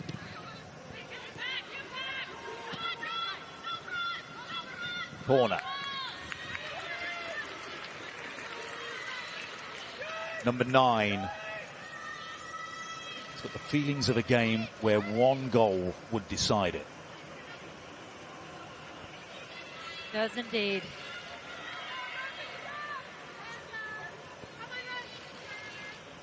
Megan Rapinoe slotted that penalty, the winning penalty, in beautifully into the top corner against the Netherlands the other night. In it goes. That's a terrific header at the near post. It's tipped over by LeBay. Julie Ertz is denied. What a good save this is, because it's coming in fast. LeBay there on that near post. Oh, that is a good header by Ertz. Often can sneak that in. Let's go to the back post this time. Over the top. And the header, once again, just in front of goal by Lindsay Horan. And the flag had stayed down. The US have had 9 goals in the competition ruled out for offside. Quite remarkable. And it was interesting that Vlatko Andonovski told us one of the players mentioned that in a team meeting and said it had to be better. He said that 6 or 7 of those offside goals were preventable. Right. Yeah, and they had a whole discussion about, look, You have to be more disciplined, focused. You have to be looking. You've got 2-3 seconds to look across that line and get into an onside position. And they all agreed. It's got to be better. Buchanan. It's it back from Grosso. Gilles. Given away. Hera collected it. Had Press made a run in behind the fullback. Chapman would have been in. Ravel wins possession back. Ertz, lovely outlet ball there to Horan.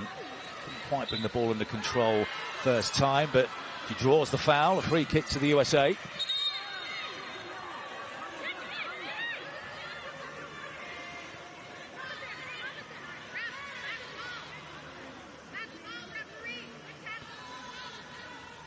Ashley Lawrence giving a talking to. Ashley Lawrence clearly not happy with that because she was off and away, going the other way.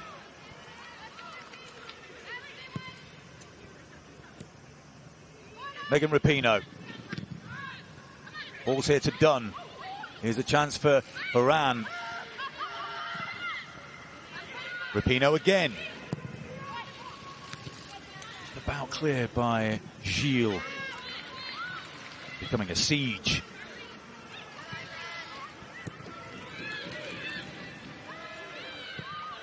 Sauerbrunn.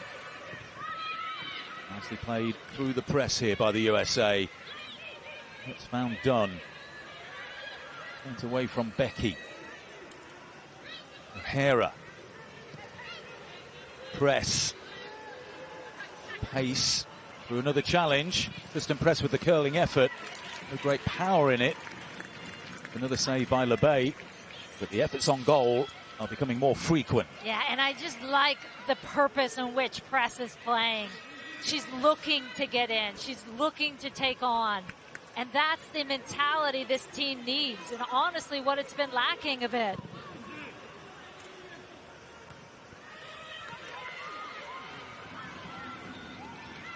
Was challenged by Rose. It's off Canadian player. Last goal kick.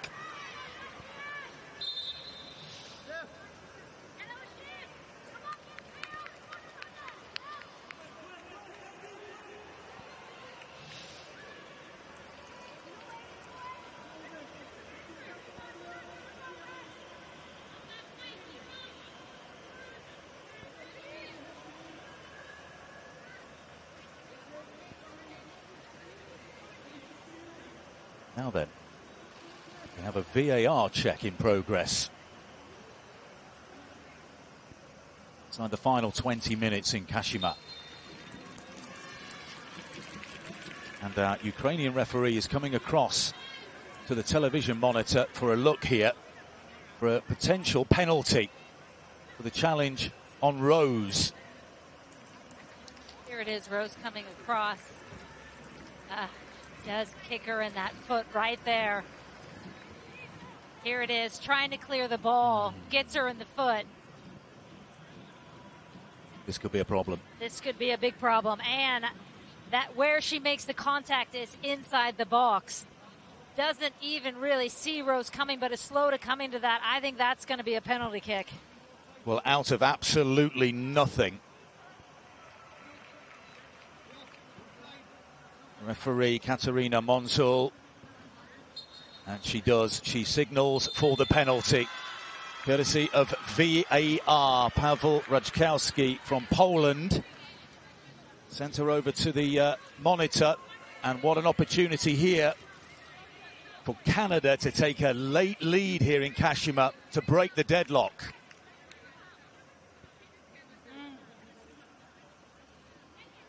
What a moment for Adi Franch, who in NWSL has 2 saves on 8 penalties faced in regulation. And we've seen Alyssa Neyer save a penalty against the Dutch. And you knew who was going to grab it if you're Canada. And she went low to the goalkeeper's right in the shootout against Brazil, and it was saved. And she's handed the ball off. Yeah, that's interesting. She was the only one to miss, Christine Sinclair. So it's Jessie Fleming from London, Ontario, Made her Canada debut at the age of 15. She has 11 goals in international football, plays for Chelsea. Nervous times for the Canadians, even more so for the United States. We have 16 minutes remaining. Heidi Franch poised on the line. Penalty awarded after a VAR review. Big moment in the Tokyo 2020 Olympics here. Fleming for Canada, scores! Franch went the right way, she couldn't keep it out. Big problems here for the United States in this semi-final. 15 minutes remaining. Canada have only beaten the US 3 times in their history, and they lead the US here by a 0-0. The foul by Tierney Davidson. There it is.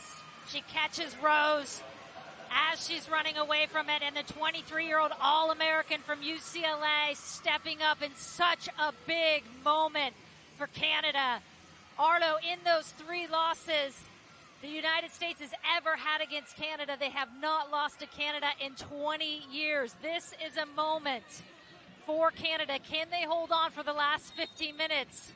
In all honesty, I think had France saved that, it may have been retaken. I think she was off her line at the point that the ball was struck. Well, needs a big effort now. 20 years since the US lost to Canada. They need something special, and pretty quickly as well. O'Hara.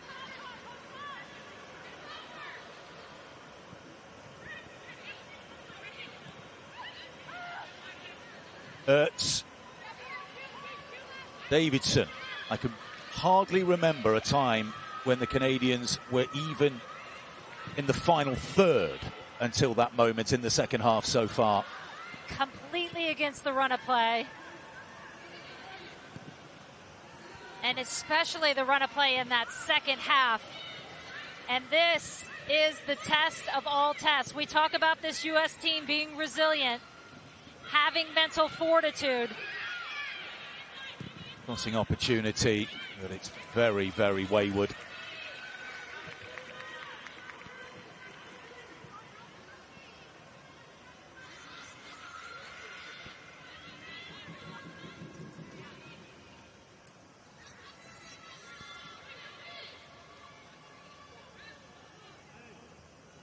As it stands at the moment, the United States will be back here on Thursday for a bronze medal game against Sweden or Australia. And Canada would advance to the final on Friday, Thursday night, across the United States at the Olympic Stadium. They will be exacting revenge for their heartbreak at London 2012. And that's 4-3 defeat. Davidson.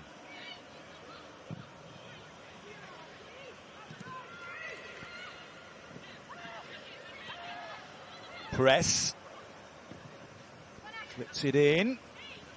Pino does well. No one attacking it. The ball was out of play anyway, but they were on their heels there, the US attackers.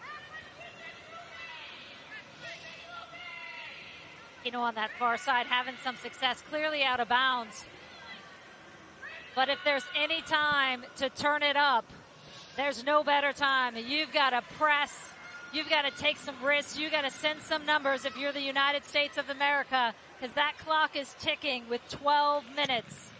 He's got a shot there of Sam Mewis. She might be coming into the game. Scored the opener, or the equaliser, against the Netherlands in the quarter-final.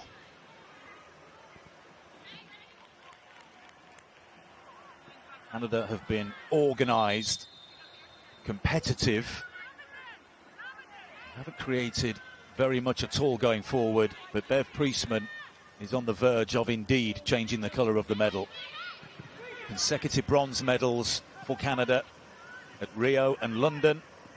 Victory here, and it'll be gold or silver.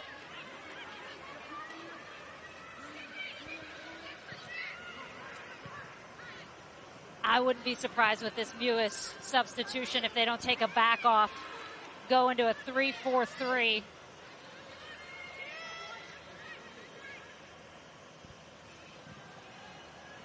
Lloyd.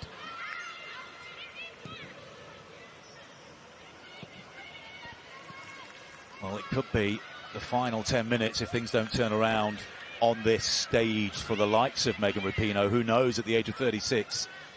And for Carly Lloyd at the age of 39. There's still time, though. 10 minutes plus stoppage time. Here is Rapinoe. Got in behind Lawrence, but it's a goal kick. Lawrence is dragged to her feet by her teammate Janine Becky.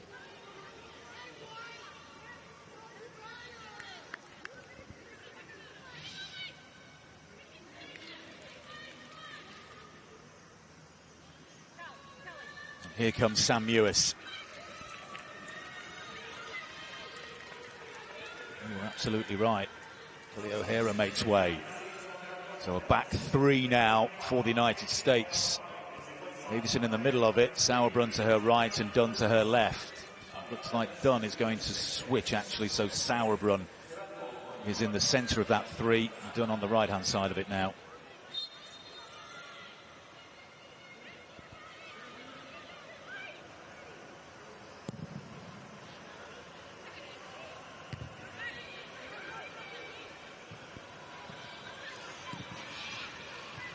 Rapinoe. Good challenge by Lawrence. Sauerbrunn confidently done to Davidson. Nice ball down the line to Rapinoe. Corner kick. Lawrence with the challenge.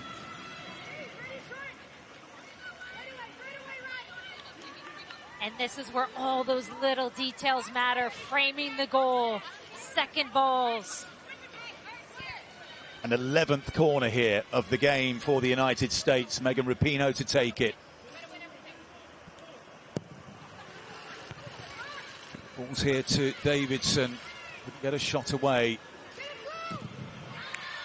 Davidson with an excellent challenge on Rose. Those two so far have produced a potentially defining moment. Got to see a VAR with Davidson's challenge on Rose in the penalty area. The penalty kick struck home by Jessie Fleming.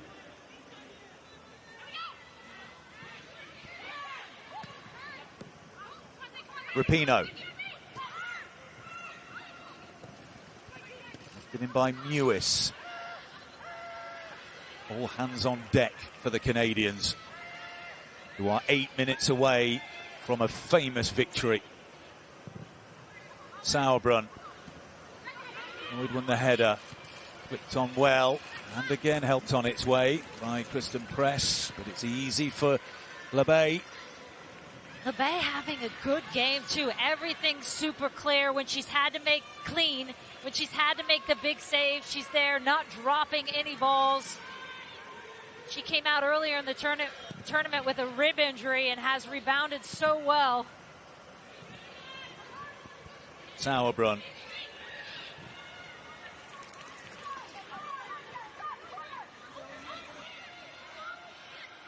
Rose against Davidson again.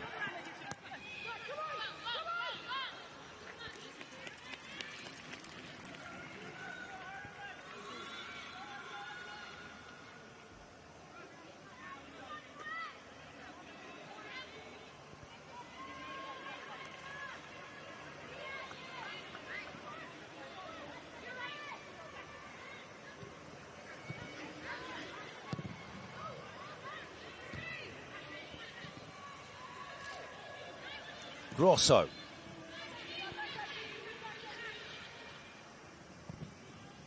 Chapman. And it goes to Becky. Still Becky. Gets an attempt on goal. Maybe French with the straightforward save. She can set the US away here through Davidson. Rapinoe tight to the touchline here. Here's Megan Rapinoe. White shirts pouring forward. Just behind Horan.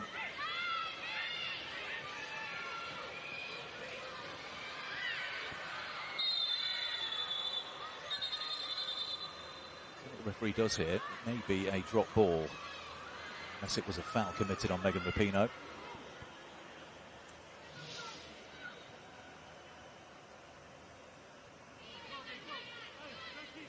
Well, it's a handball, is it? Yeah.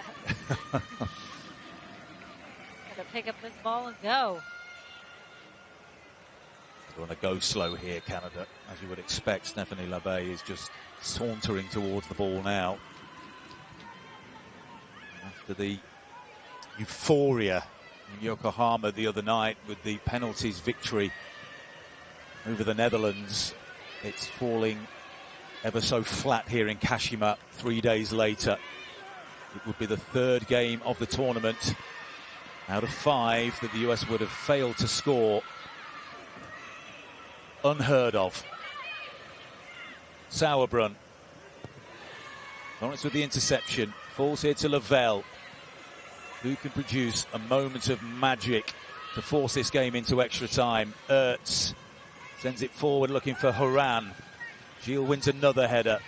Nodded forward by Lavelle. Here's Rapinoe. Too strong for Lavelle that time, and it's Gilles with another clearance. And here's the challenge in this moment when you just haven't had a lot of rhythm all tournament. And as you said, Arlo, struggling offensively all tournament. It's hard to just flip it on.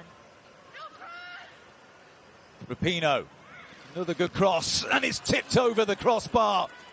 Labbe, that was fantastic from Carly Lloyd. In fact, it's hit the crossbar and gone over. And this is exactly what the United States wants to be doing. You've got to start flighting some balls in there and taking risks, because if you're not winning that one, and that's a great look by Carly Lloyd, you're picking up that second ball. And on top of that, you're picking up tackles that turn into penalty kicks.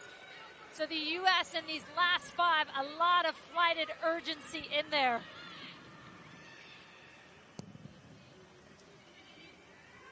Four minutes remaining plus stoppage time. And surely will be one more chance at least. Pino in pursuit down the line. Forces Lawrence to bring the ball out. He's past Lloyd.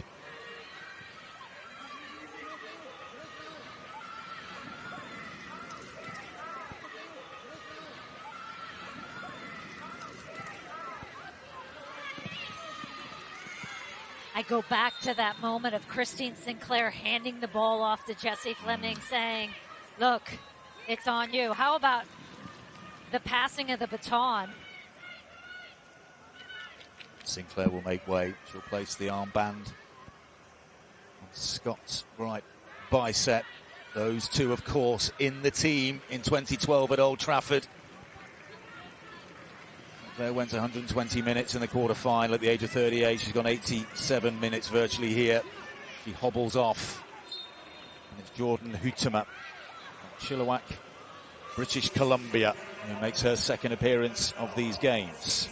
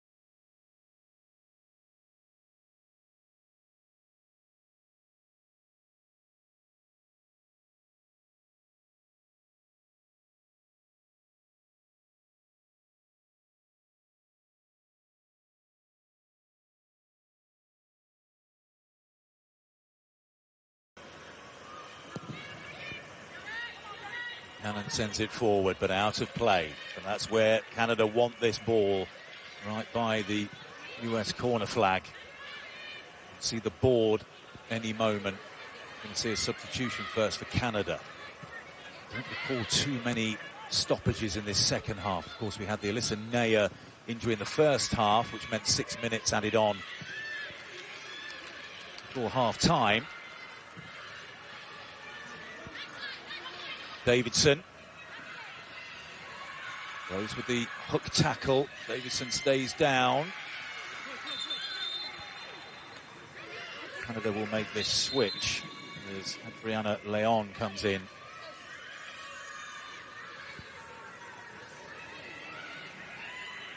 Like Deanne Rose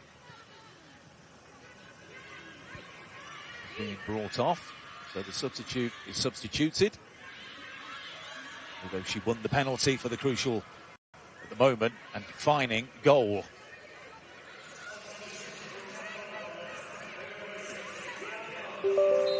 Leon on, she plays for West Ham United in the Women's Super League, played at Notre Dame, scored the winning goal in the 2010 NCAA final against Stanford. Sorry about that, Julie Bell. Time running out. 6 minutes of time added on, though. That's good news. Rapinoe. Changed there to 4 minutes.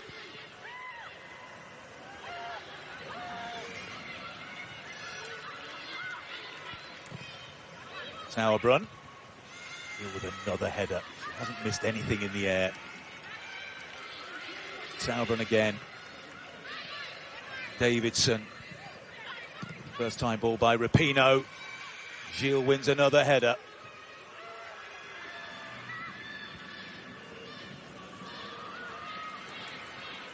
It looks like a return to Kashima, which is not a happy hunting ground for this US side. It'll be Australia or Sweden in the bronze medal match unless something special happens in stoppage time here. Not yet, Arlo, not yet. Free kick to Canada. Come on. It's just grasping the lower part of her left leg. She can't have put any more effort in. Caught her toes in the turf. And that is what Canada has done well this entire game. It hasn't been the prettiest by any means. Not a lot of rhythm to what they do, but they disrupt. They challenge every ball. They challenge every tackle. And U.S. just hasn't had an answer. Took them until the 65th minute to get their first shot on goal.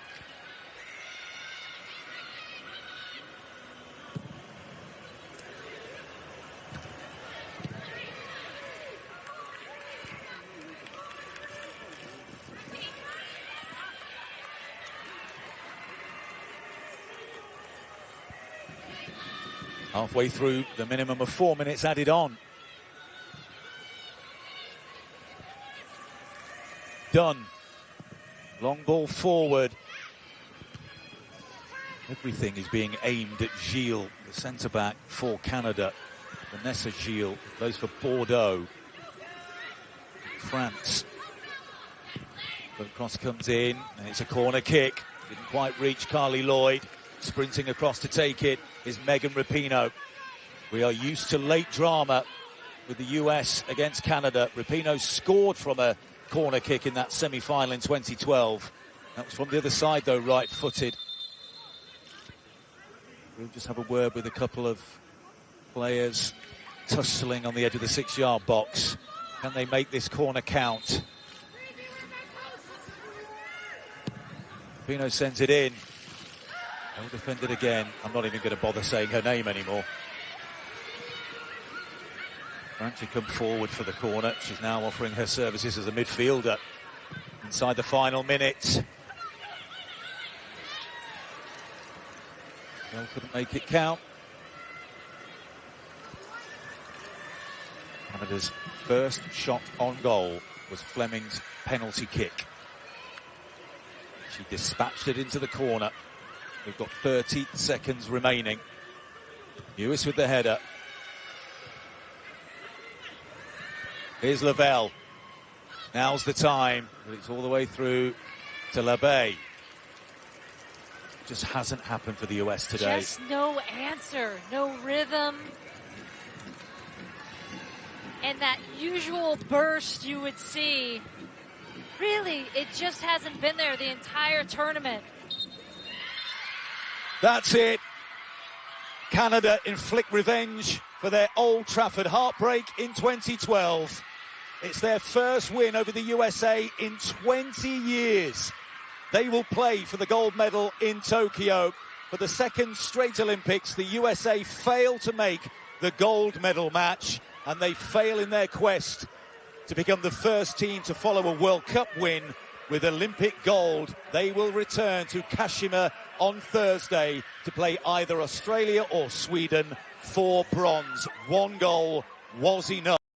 A penalty kick after a VAR review. Julie Foudy. Smallest of margins make the difference. It's that one misclear. Tierna Davidson gets a little bit late to that ball. It's just inches from being outside the penalty box. Instead, it's in. And that is the difference for Canada after 20 years of heartbreak to the United States. But honestly, I can't say the United States have ever had it in them this tournament. They just haven't looked themselves. And Canada able to capitalize on that tonight in the most crucial of moments.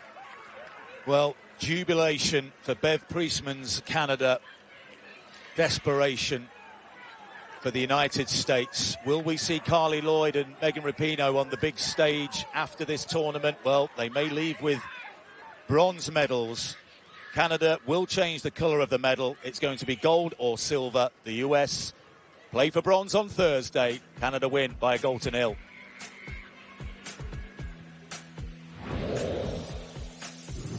Today's game is brought to you with limited commercial interruption by Visa, a network working for everyone.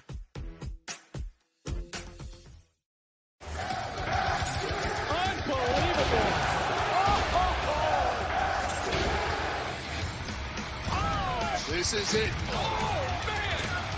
NXT Live Tuesdays.